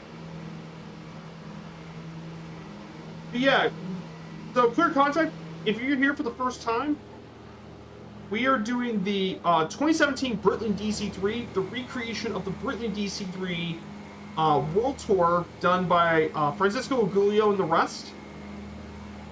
We took off from Geneva a couple weeks ago, and we're currently following his steps. We're heading to Dubai currently. Earlier on we visited Geneva, Avion, Zagreb, Athens, Tel Aviv, Amman, Jordan, and Manama, Bahrain. So we're currently finishing up the rest of today's stream. So it should be an enjoyable one as well. You're always welcome to come in. So yeah.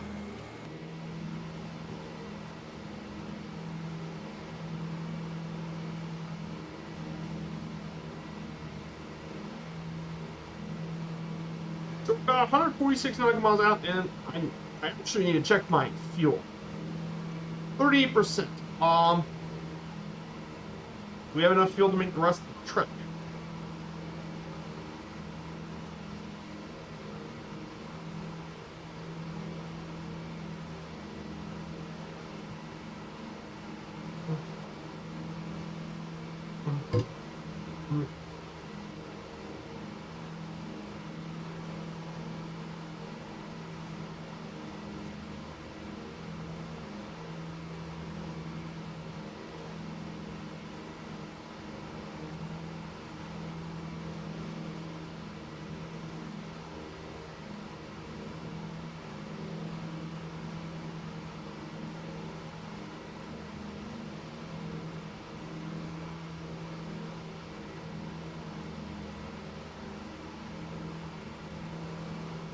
So yeah, that is about transportation in the UAE.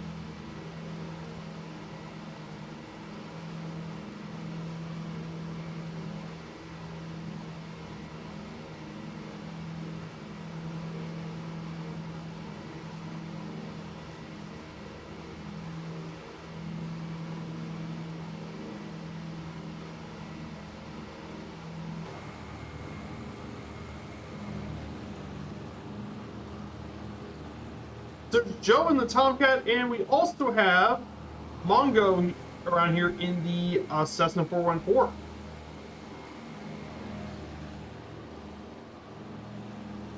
So yeah, we're getting pretty much close there. We are around 139 nautical miles away from our destination in Dubai.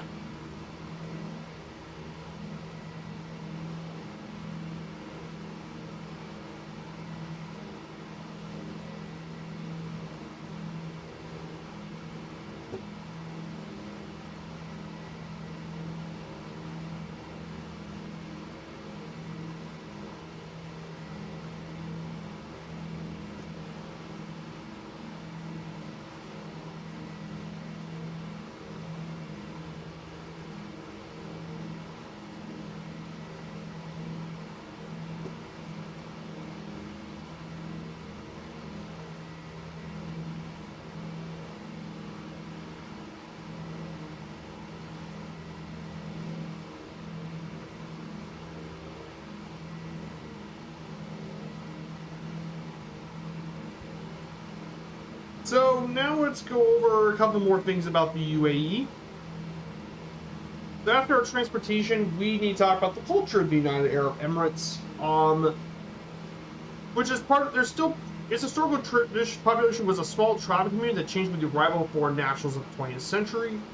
Currently, Emirati culture is a blend of Arab, Arabian, Islamic, and Persian cultures, with influences from East Africa and Indian subcontinent. In the UAE, the city of Al Ain in the Emirate of Abu Dhabi is a UNESCO World Heritage Site.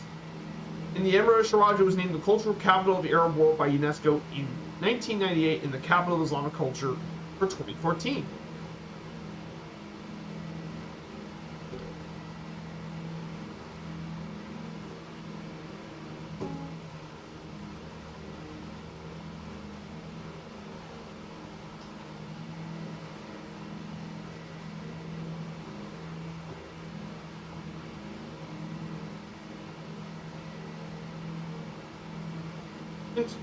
Hey, good to see you, Planet Neutral. Great to see you guys. If you want to check out a really awesome flight simmer, Check out my dude, Planet Neutral. The dude is a legend. He's a legend in my books. Planet Neutral makes some awesome... No, wait. I got that wrong. Planet Neutral. I misspelled your name. Planet Neutral.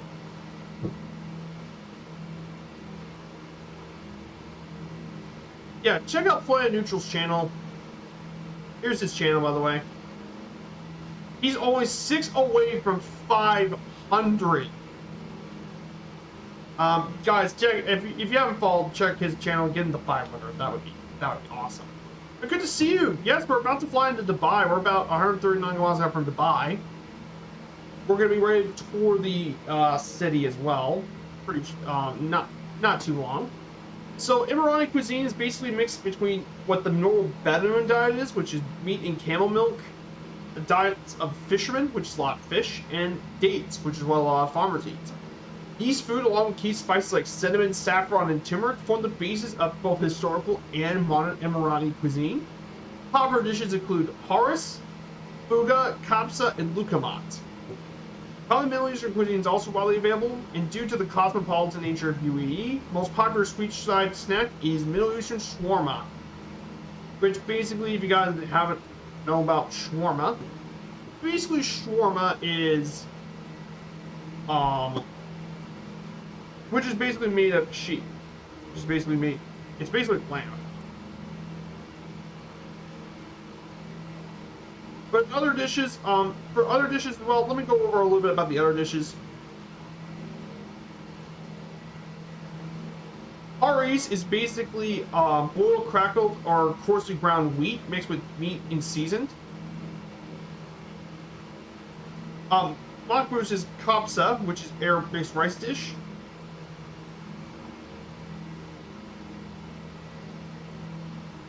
And finally, lukamat is a very famous Emirati dessert. It consists of leavened and deep-fried dough balls soaked in syrup or honey and coated with cinnamon and other ingredients.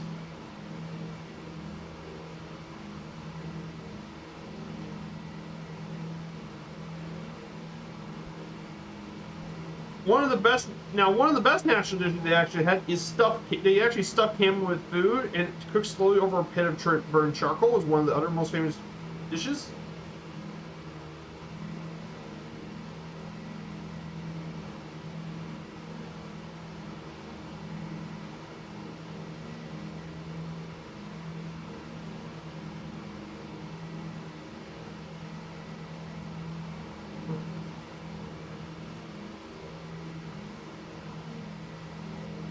In terms of beverages, obviously they love Arabic coffee and tea. They also, in the rural areas, they drink a lot of camel milk, which is what they do to survive in the area. Today might be the day. Yeah, I hope you get 500 Planet Neutral. I know you've been working very hard on your streams. In terms of sports, the most popular sport is definitely football, with clubs like Al Ain, Al Wasl, Al Nasser, Al Sharjah, Al Wada, and Shatab Al Ali are the most popular teams in the country and enjoy reputation as longtime regional champions. One of the other most popular sports is actually cricket. And if you wonder why is an Arab country like cricket so much? Well, you can think to all the expats from the Indian subcontinent, Pakistanis, Indians, and Bangladeshis. They brought the sport of cricket over to the UAE and became very popular. They even had 3 cricket teams in the country and hosted many international cricket matches. And finally, many of the inhabitants of the Arab state in the Persian Gulf have enjoyed camel racing as a traditional sport for a very long time.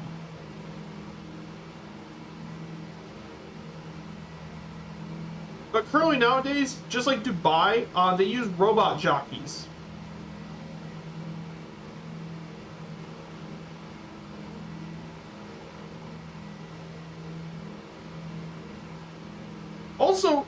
Also, the picture here is motorsport. That's because right here is Yas Marina Circuit in Dubai and Abu Dhabi, and they've hosted quite a few motorsports since 2009.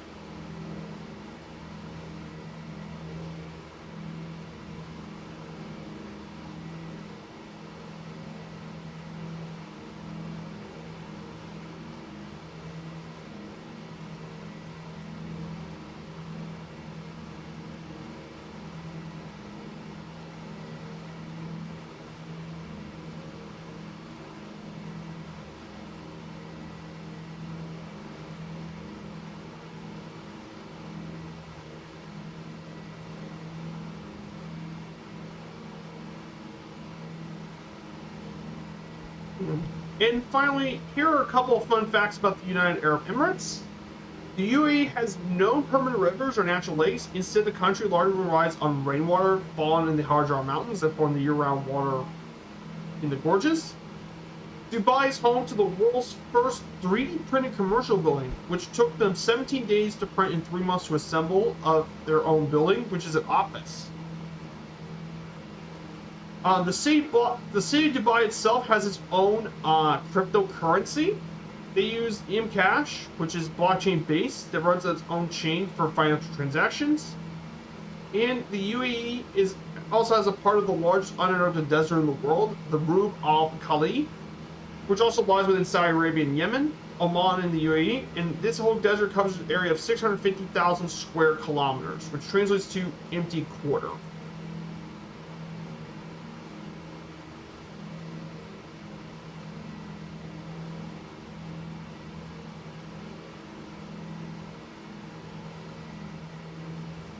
So yeah, that is some pretty interesting facts about the UAE, United Arab Emirates.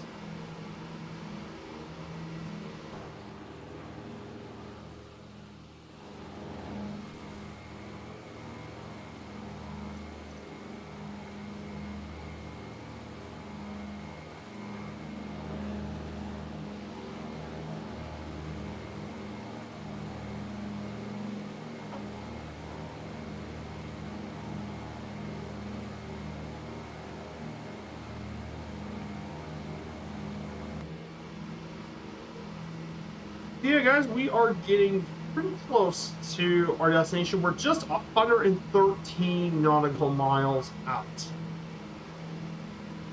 So yeah, we're getting close to Dubai, and this would be actually the end. This would be the end of the first 5 streams.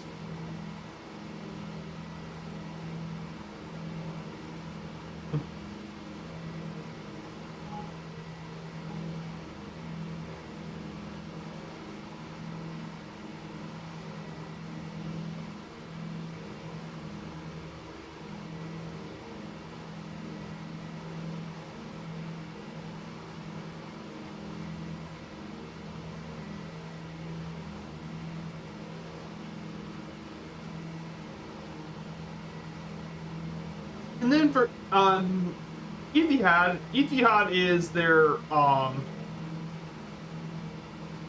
is Abu Dhabi's flag carrier of Abu Dhabi, which is this.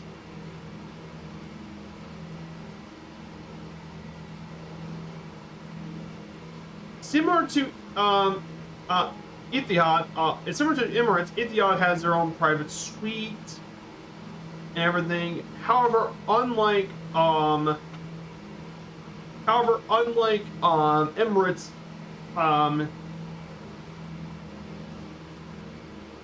they don't really have like a spa suite or anything like that. Nothing crazy, but it's definitely a very classy interior in like a private suite.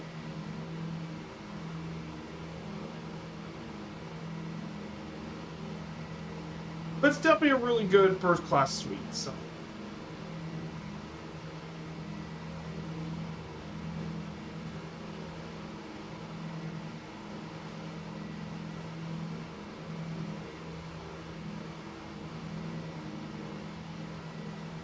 So for the plans for the rest of the day, I've got some flight from VA achievements on Firefly Air to complete, and I think I figured out what we're going to be doing on Wednesday. So Wednesday, I've actually decided to do some flying into Paro in Bhutan. So I'm going to do a VA flight from Bhutan, but I'm actually going to start actually the place you wouldn't expect.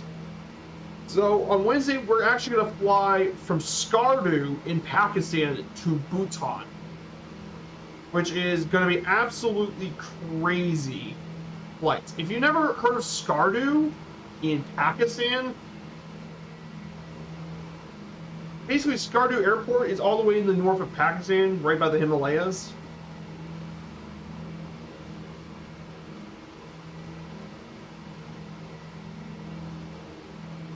And basically, this is an extremely high airport around, it's a very, very big airport.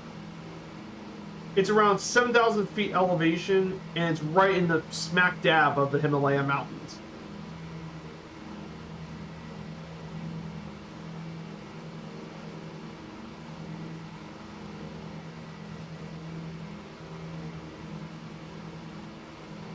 And Skardu, basically right in the northern part of Pakistan, it is blocked by lots of mountains and all that.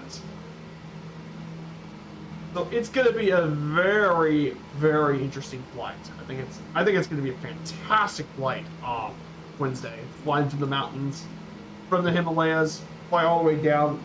Apparently, from what I looked at SimBrief,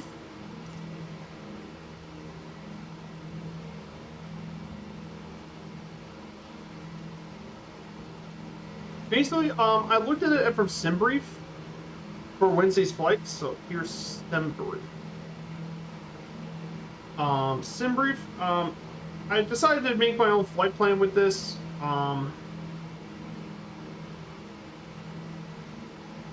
SOSEQR.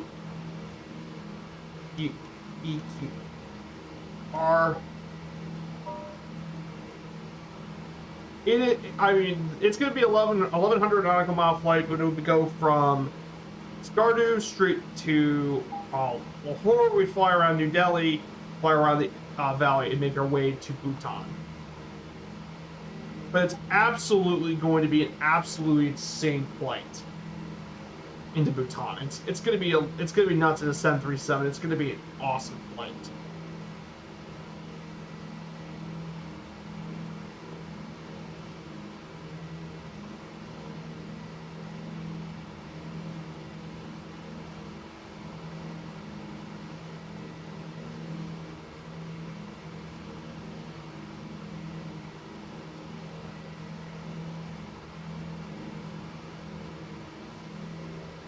Yeah, it's gonna be a very cool flight. I can't wait to actually fly that route.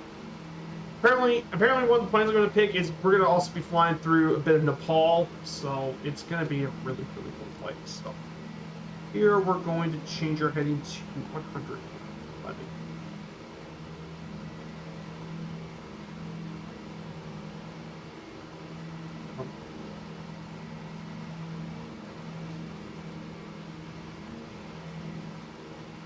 Yeah, so many awesome people in the chat. Thank you guys so much for coming on today's stream. I know this is the shortest stream of this entire journey. It's going to be one of the 2 shortest streams in this entire journey. So I appreciate you all staying here as well. It's great to meet you guys here today as well. And I mean, I'm having a blast with this journey as well. I can't wait for the next one. The next one's going to be quite a bit longer than this. It's going to be from Dubai all the way to Karachi, Pakistan. So we're going to be doing some flying around the Gulf of Oman.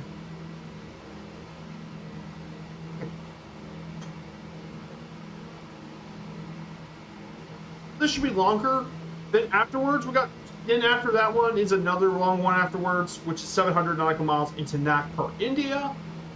And then after Nagpur, get to Nagpur, we got probably one of the longest legs of the journey. 1,200 nautical miles. All the way to Chiang Mai and Thailand. It's going to be a very long trip. Just going to let you guys know what's going to happen for the next couple of flights. It is not going to be short at all. It's going to have some pretty long flights.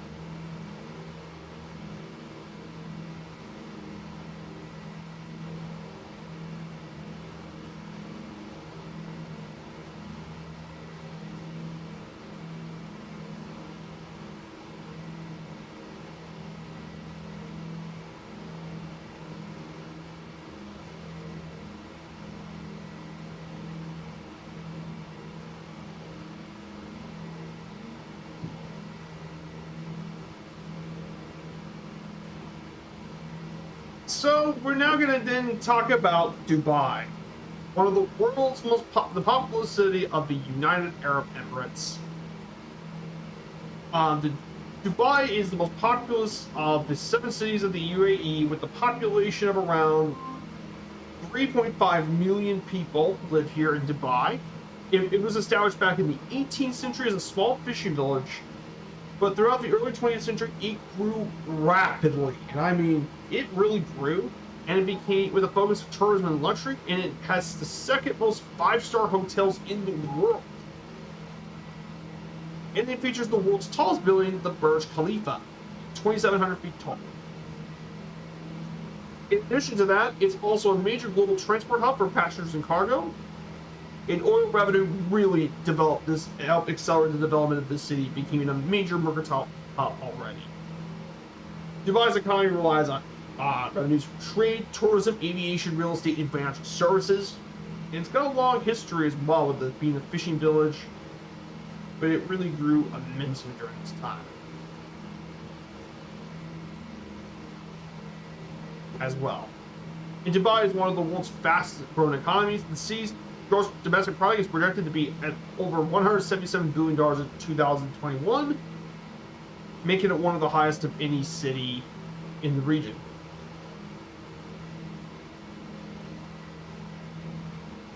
In terms of, there's also a lot of tourism here. I mean, you have hotels, aquariums, fountains, and more.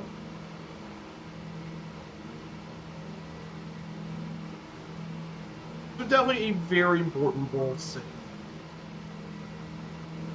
So let's talk about some of the places you're going to be visiting here. The landmarks we're going to be visiting today, 2 of the 3 landmarks here are going to be,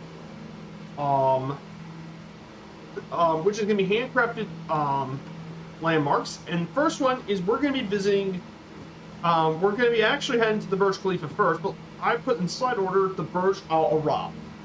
So what is this Burj Al Arab actually? This luxury hotel is located here in Dubai, and is one of the tallest hotels in the world, although 39% of its total height is actually made of a non-occupied space. It actually stands on its own artificial island, as 280 meters from Jumeirah Beach. It even has its own helipad on the roof, which is now modeled in the sim. It has its own helipad. Yes. The hotel itself is around 1,053 feet architecturally, though the top floor is at 648 feet, with 202 rooms. It was architected by Carlos Ott. It was completed back in 1999 at a cost of $1 billion. $1 billion US. And the design was actually based off of a sail from a J-class yacht. Some of the features include a 180 meter tall atrium,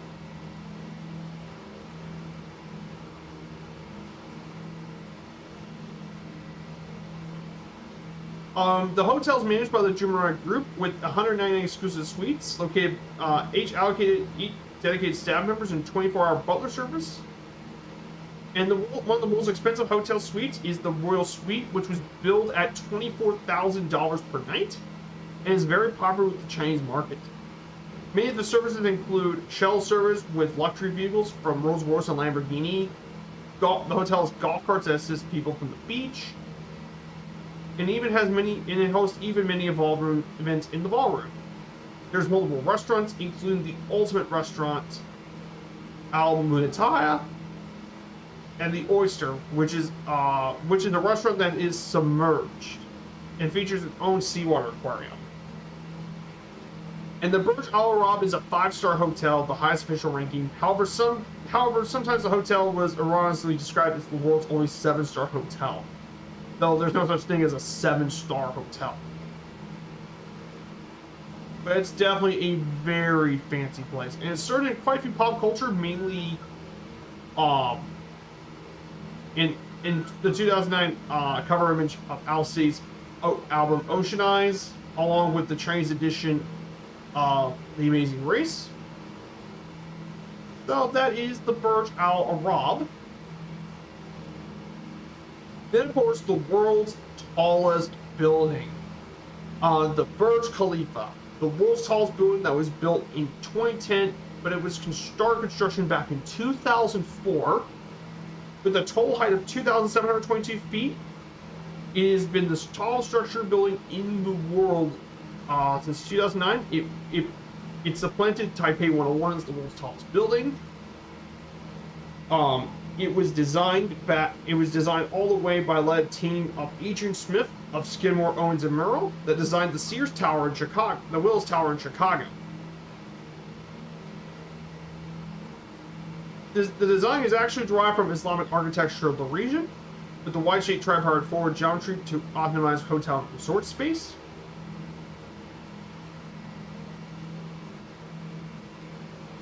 And currently nowadays, Burj Khalifa has set many records, including the tallest structure, tallest freestanding structure.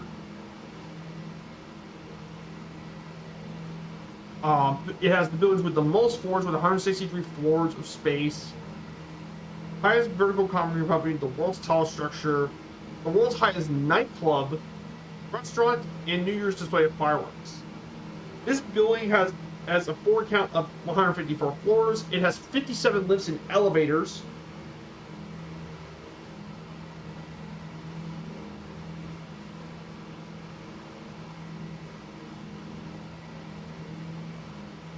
I mean, it's pretty, and the floor area is around 309,473 square meters space. And yes, this building also, here's some other interesting information. Just like Super Typhoon said, they do need poop trucks for it because they don't really have much sewage. Also, the building has over 24,348 windows, and they have to be cleaned by a crew that use ropes in the top area to set access. It takes 36 workers 3 to 4 months to clean the entire exterior of the building under normal conditions, though unmanned machines can clean up the additional top 27 layer tiers of that as well. Around the Burj Khalifa, you can also find the Dubai Fountain, which was illuminated by 6,600 lights with 50 color projectors. There's also an observation deck and even its own little park. It's pretty crazy to think about the Burj Khalifa as nothing more than an architectural marvel. And finally, we're going to visit the artificial island of the Palm Jumeirah. This artificial island is around 320 miles. It's made by land reclamation. They reclaimed the land from the sea. And it has a number of hotels, resorts, and hotel residences all throughout the little island. So yeah, it's a whole series of artificial islands as well. If conditions are great, you could see Iran. Yes, you can see Iran from there. Absolutely, it's that tall. And this actually was first formed in 2001. But they actually got quite a few hotels. They got the Atlantis, the Palm Hotel, which is luxury resorts, the Fairmount Palm Hotel and Resort, and the Waldorf Astoria Dubai Palm Jumeirah. They also have hotel restaurants.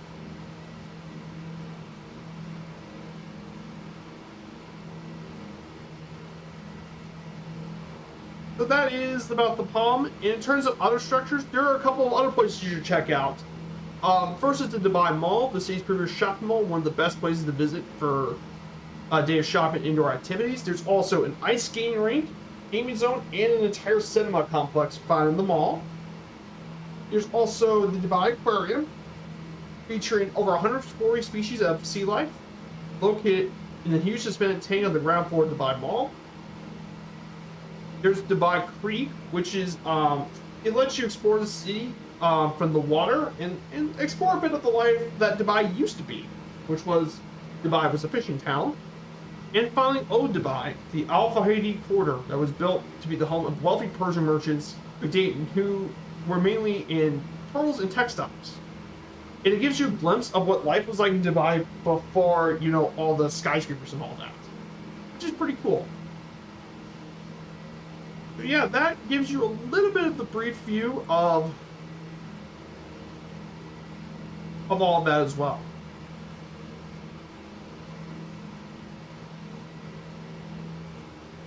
But yeah, I hope you guys like this. So that is a bit about the city of Dubai, give you some bit of background information.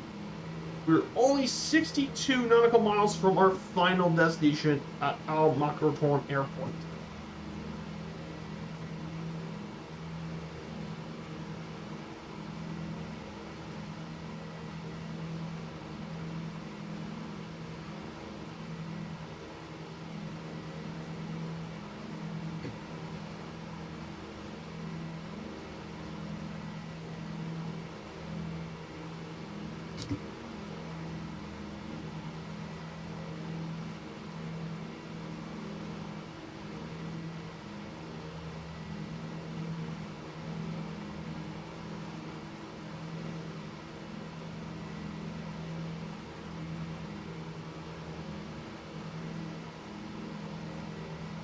Oh yeah, and by the way, during recent times, another new building is going to be open in 2023, which we're going to be visiting Kuala Lumpur.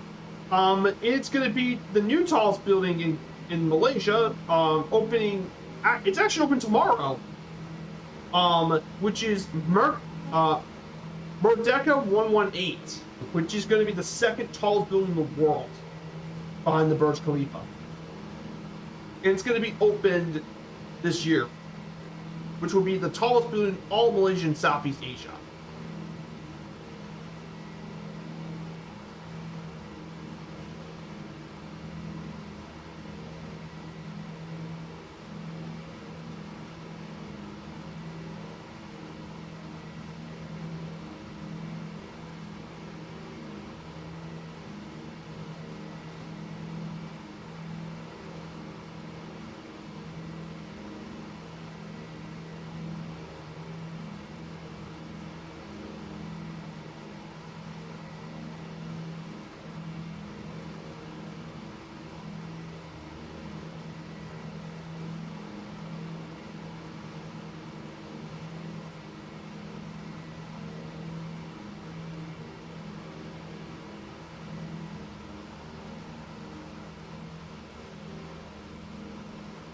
But man, this is... I can't wait till we make our way to Dubai. That's good.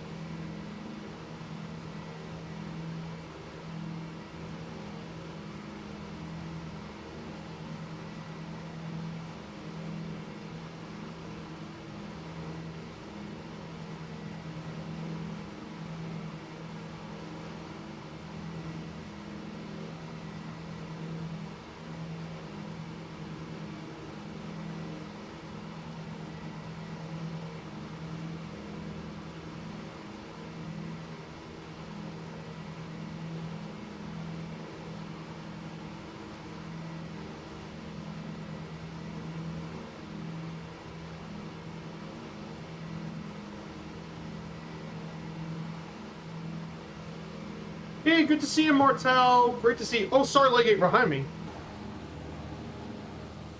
Oh my gosh, I see you, Goofier Manatee. I see ya. Hello, Goofier. Good to see you. I didn't realize you're behind me. Martel, we're about to make landfall in Dubai. This should be really, really exciting.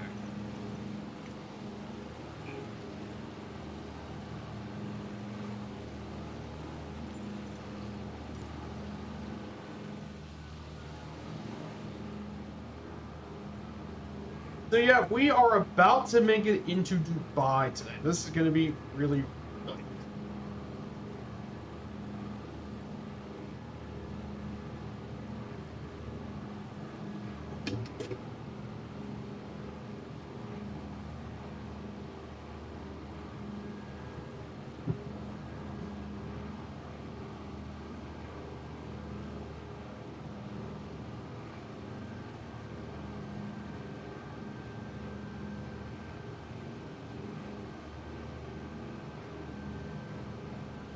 It's great to see you guys here. Yep, we are about ready to make landfall into Dubai.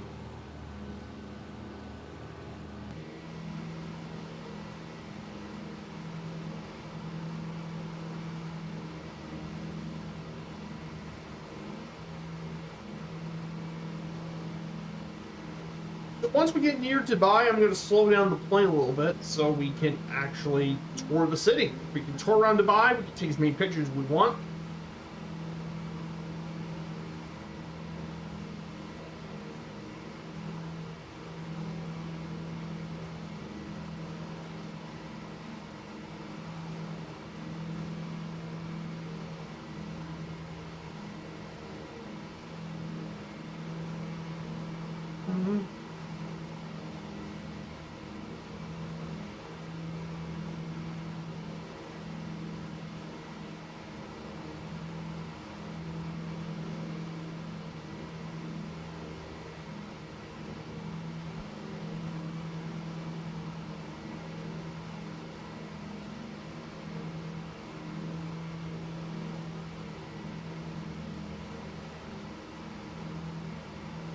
Cool.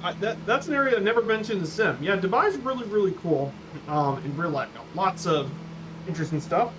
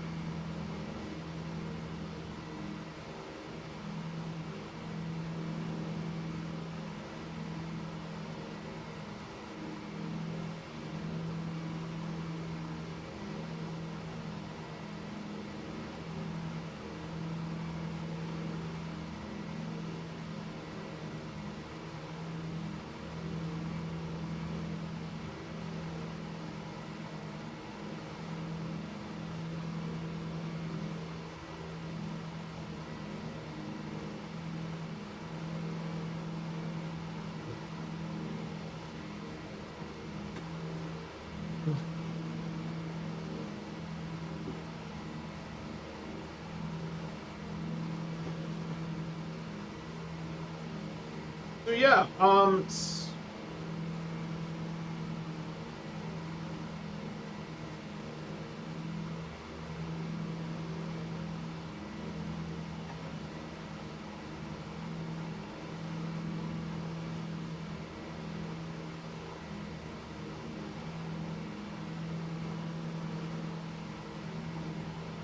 I got some Dubai fun facts. I just looked them up.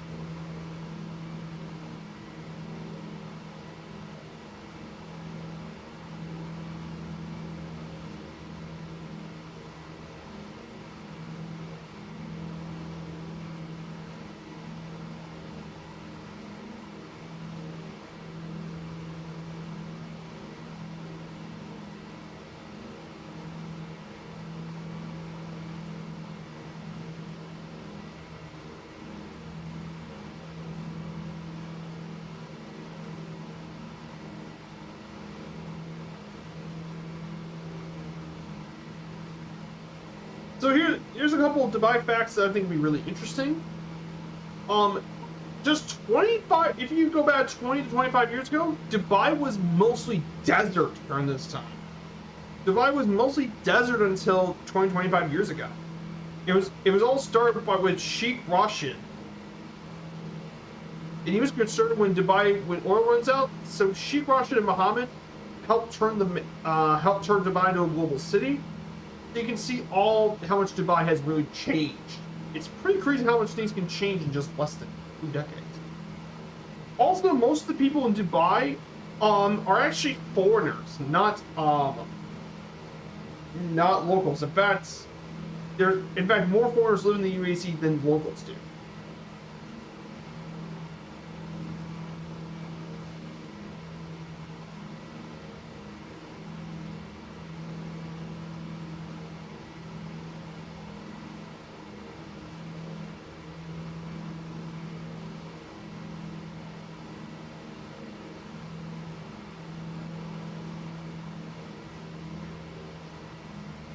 Dubai has no personal income taxes at all. Unlike many other places, they have no personal income tax.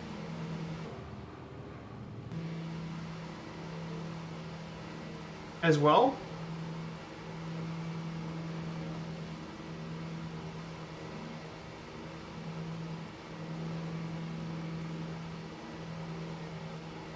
Dubai police has some of the coolest cars. Is the police force. They often operate lots of high-performance sports cars as their police cars. I kid you not. They even have, in fact, one of these Dubai police cars, they even have an Aston 177, which costs $1.7 million. They actually have physical ATMs that dispense gold, which is actually pretty crazy.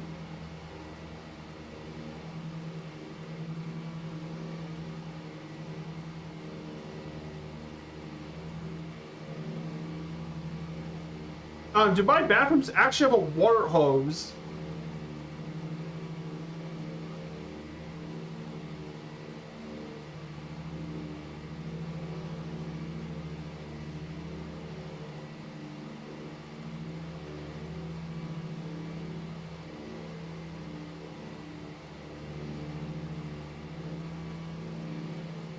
So yeah, it's pretty crazy stuff, but yeah, we have officially arrived into Dubai.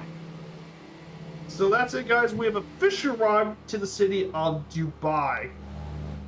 And yeah, yeah, I think we guys can see the Burj Khalifa. Yeah, that sticks out. That building sticks out like a sore thumb.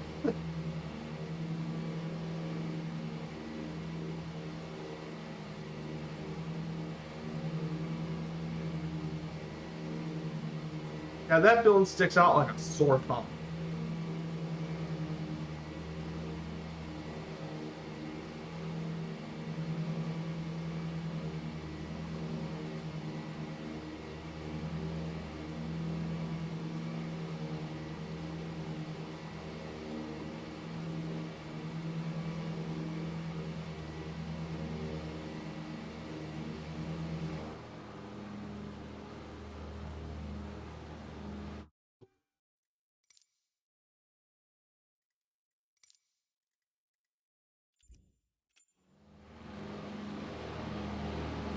Oh yeah, that is the impressive view.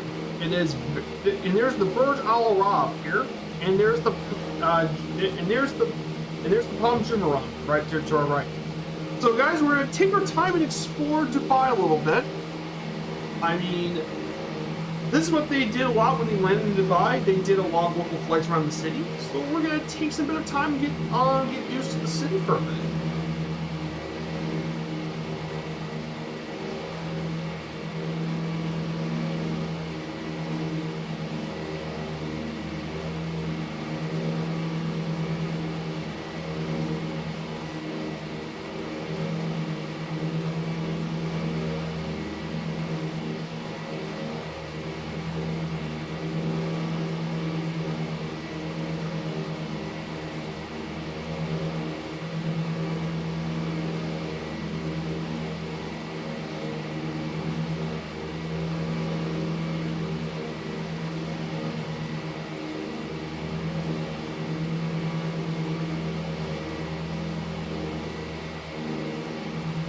No, I agree, Martel. What a view. Yeah, what a view. Oh, this is going to be absolutely beautiful. Welcome to Dubai in the United Arab Emirates. We're going to turn off our autopilot.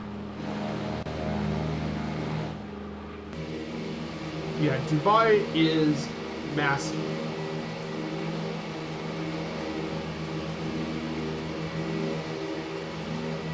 I'm going to go ahead and turn off the name tags for a bit. So so we can all take good pictures, right? Welcome to Dubai. You see that building to our left? If you look to our left, that is Dubai International.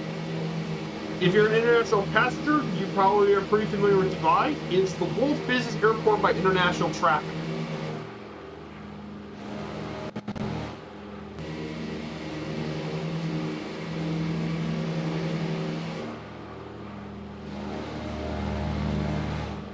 But wow, what a fantastic street set.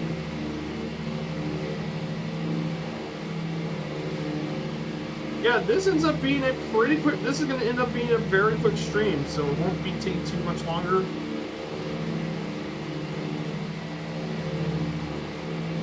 See, if you guys are interested, I do have my own Discord. Let me just go ahead and...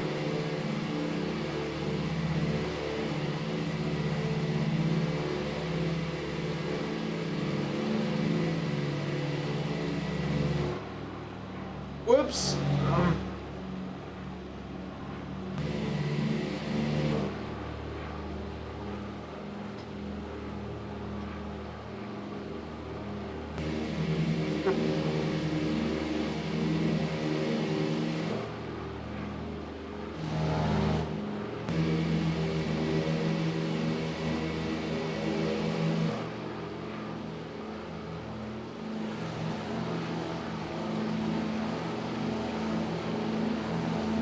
Oh, that was a great picture.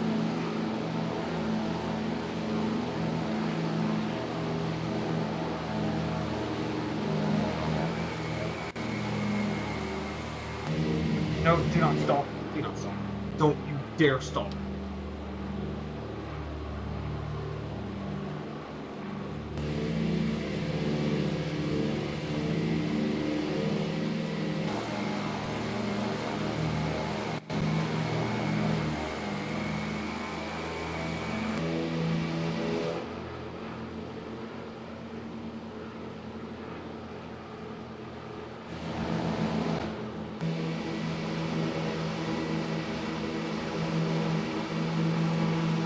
Oh yeah, I think it's become a very exclusive destination. Oh, absolutely. Dubai's expensive.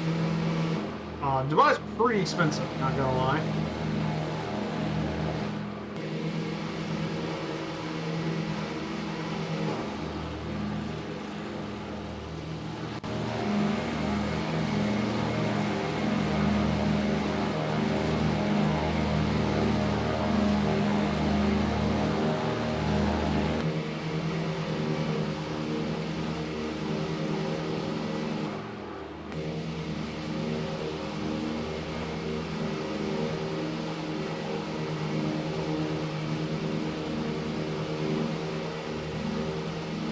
Alright, now that we visit the Burj Khalifa, let's go down and visit the Burj Al Arab.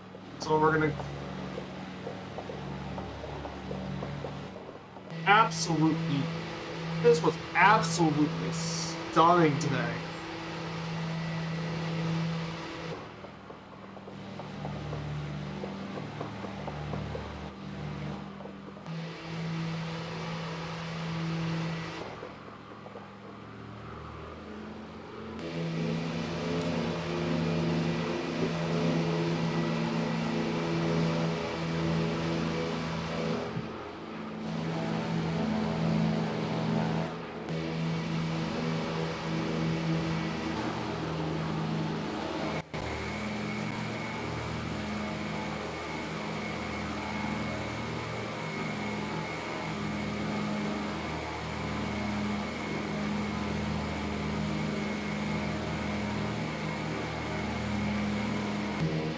So here is the Burj Al Arab.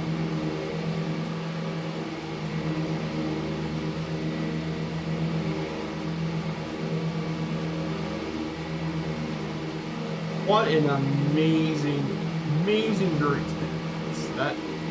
What an absolute blast of a journey today.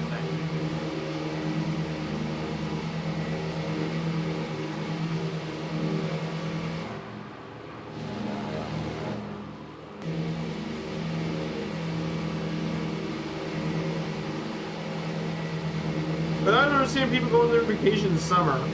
Yeah, if I want to go to Dubai, I go in the wintertime. Yeah, exactly. Why would you go in the summer? It's still a desert. Remember, Martel, Dubai is still in the middle of the desert. So it's gonna get hot even in the winter. I get you want to go to the Pacific Northwest for the summer, like Alaska or something this summer would be great. Here it is, the Burj Al Arab.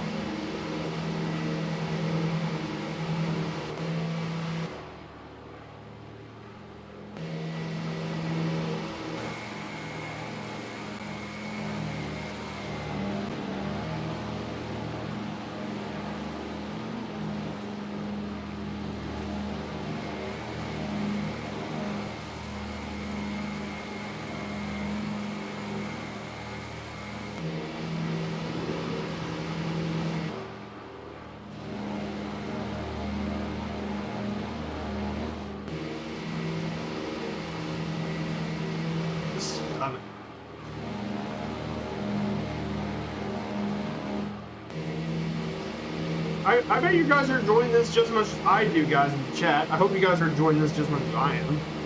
Stunning sunset.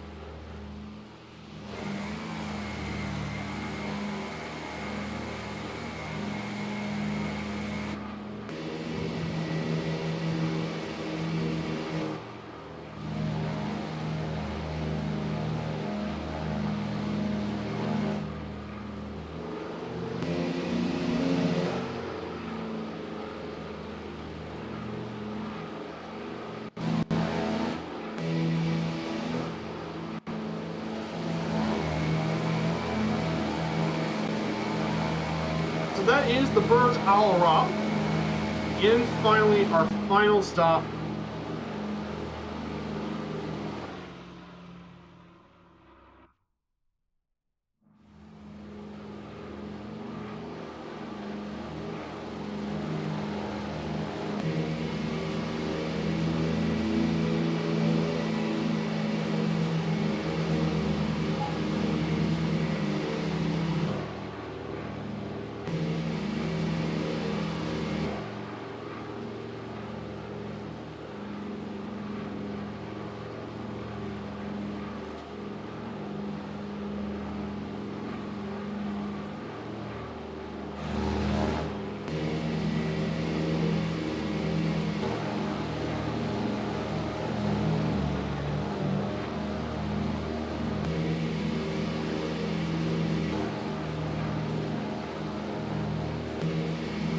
Very impressive.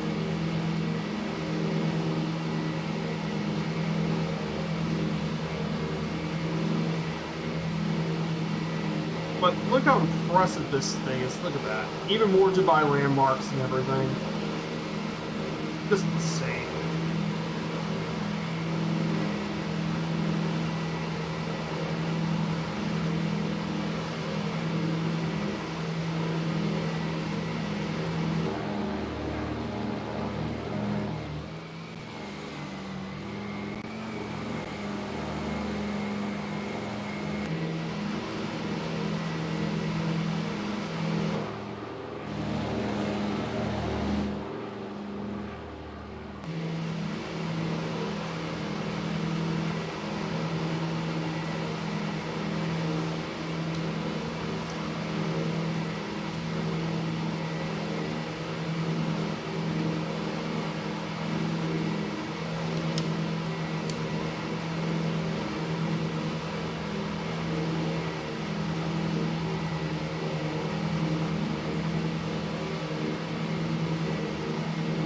So that is going to be the end.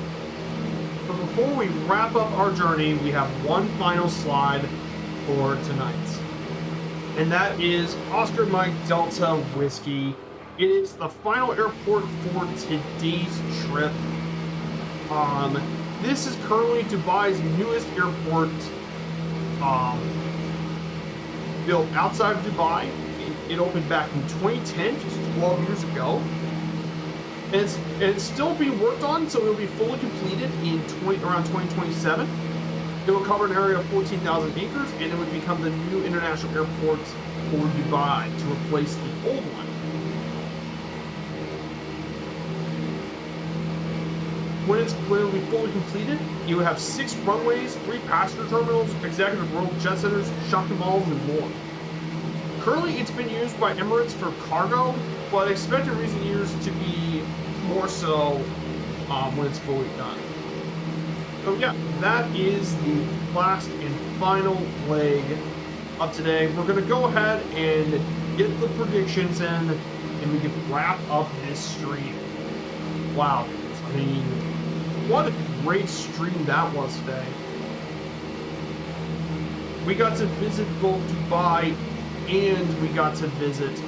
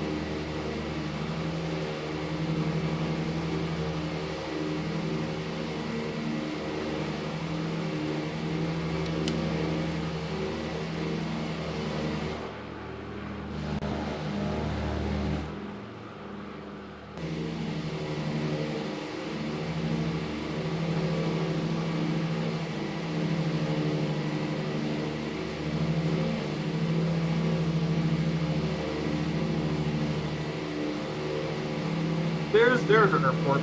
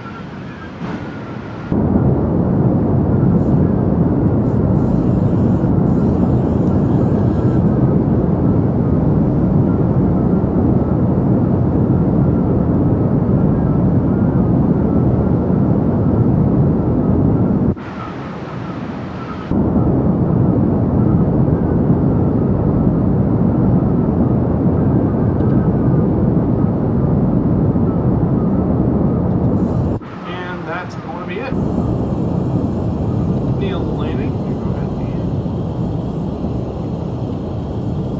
look at the.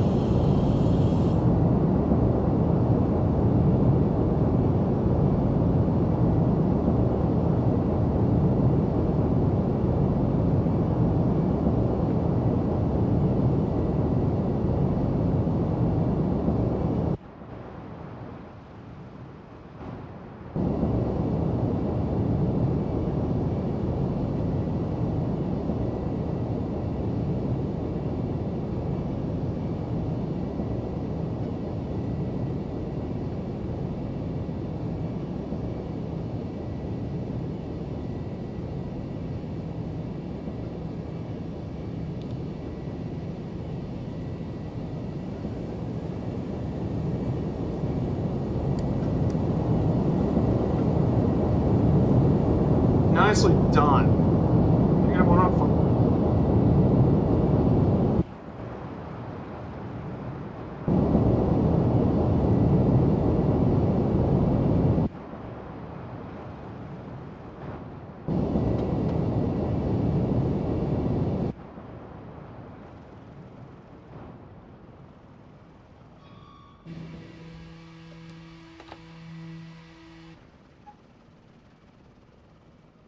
Here's Goofier and Mongo about to land.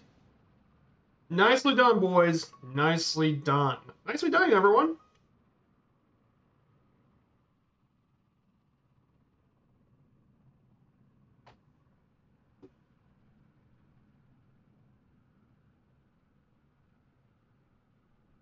Wow. What an awesome flight, everyone. Thank you guys so much for participating with me today. What an absolute blast of an adventure today. Through 2 legs. The last one was absolutely one of my favorite legs I've done. Dubai was absolutely awesome. We got to visit some of the most important landmarks in the city. And a beautiful sunset, too. So thank you guys so much for today's stream. On Wednesday, we'll be seeing you in Oscar Papa Sierra Delta. We'll make our way into Paro for our airliner stream in one of the world's most difficult airports to land.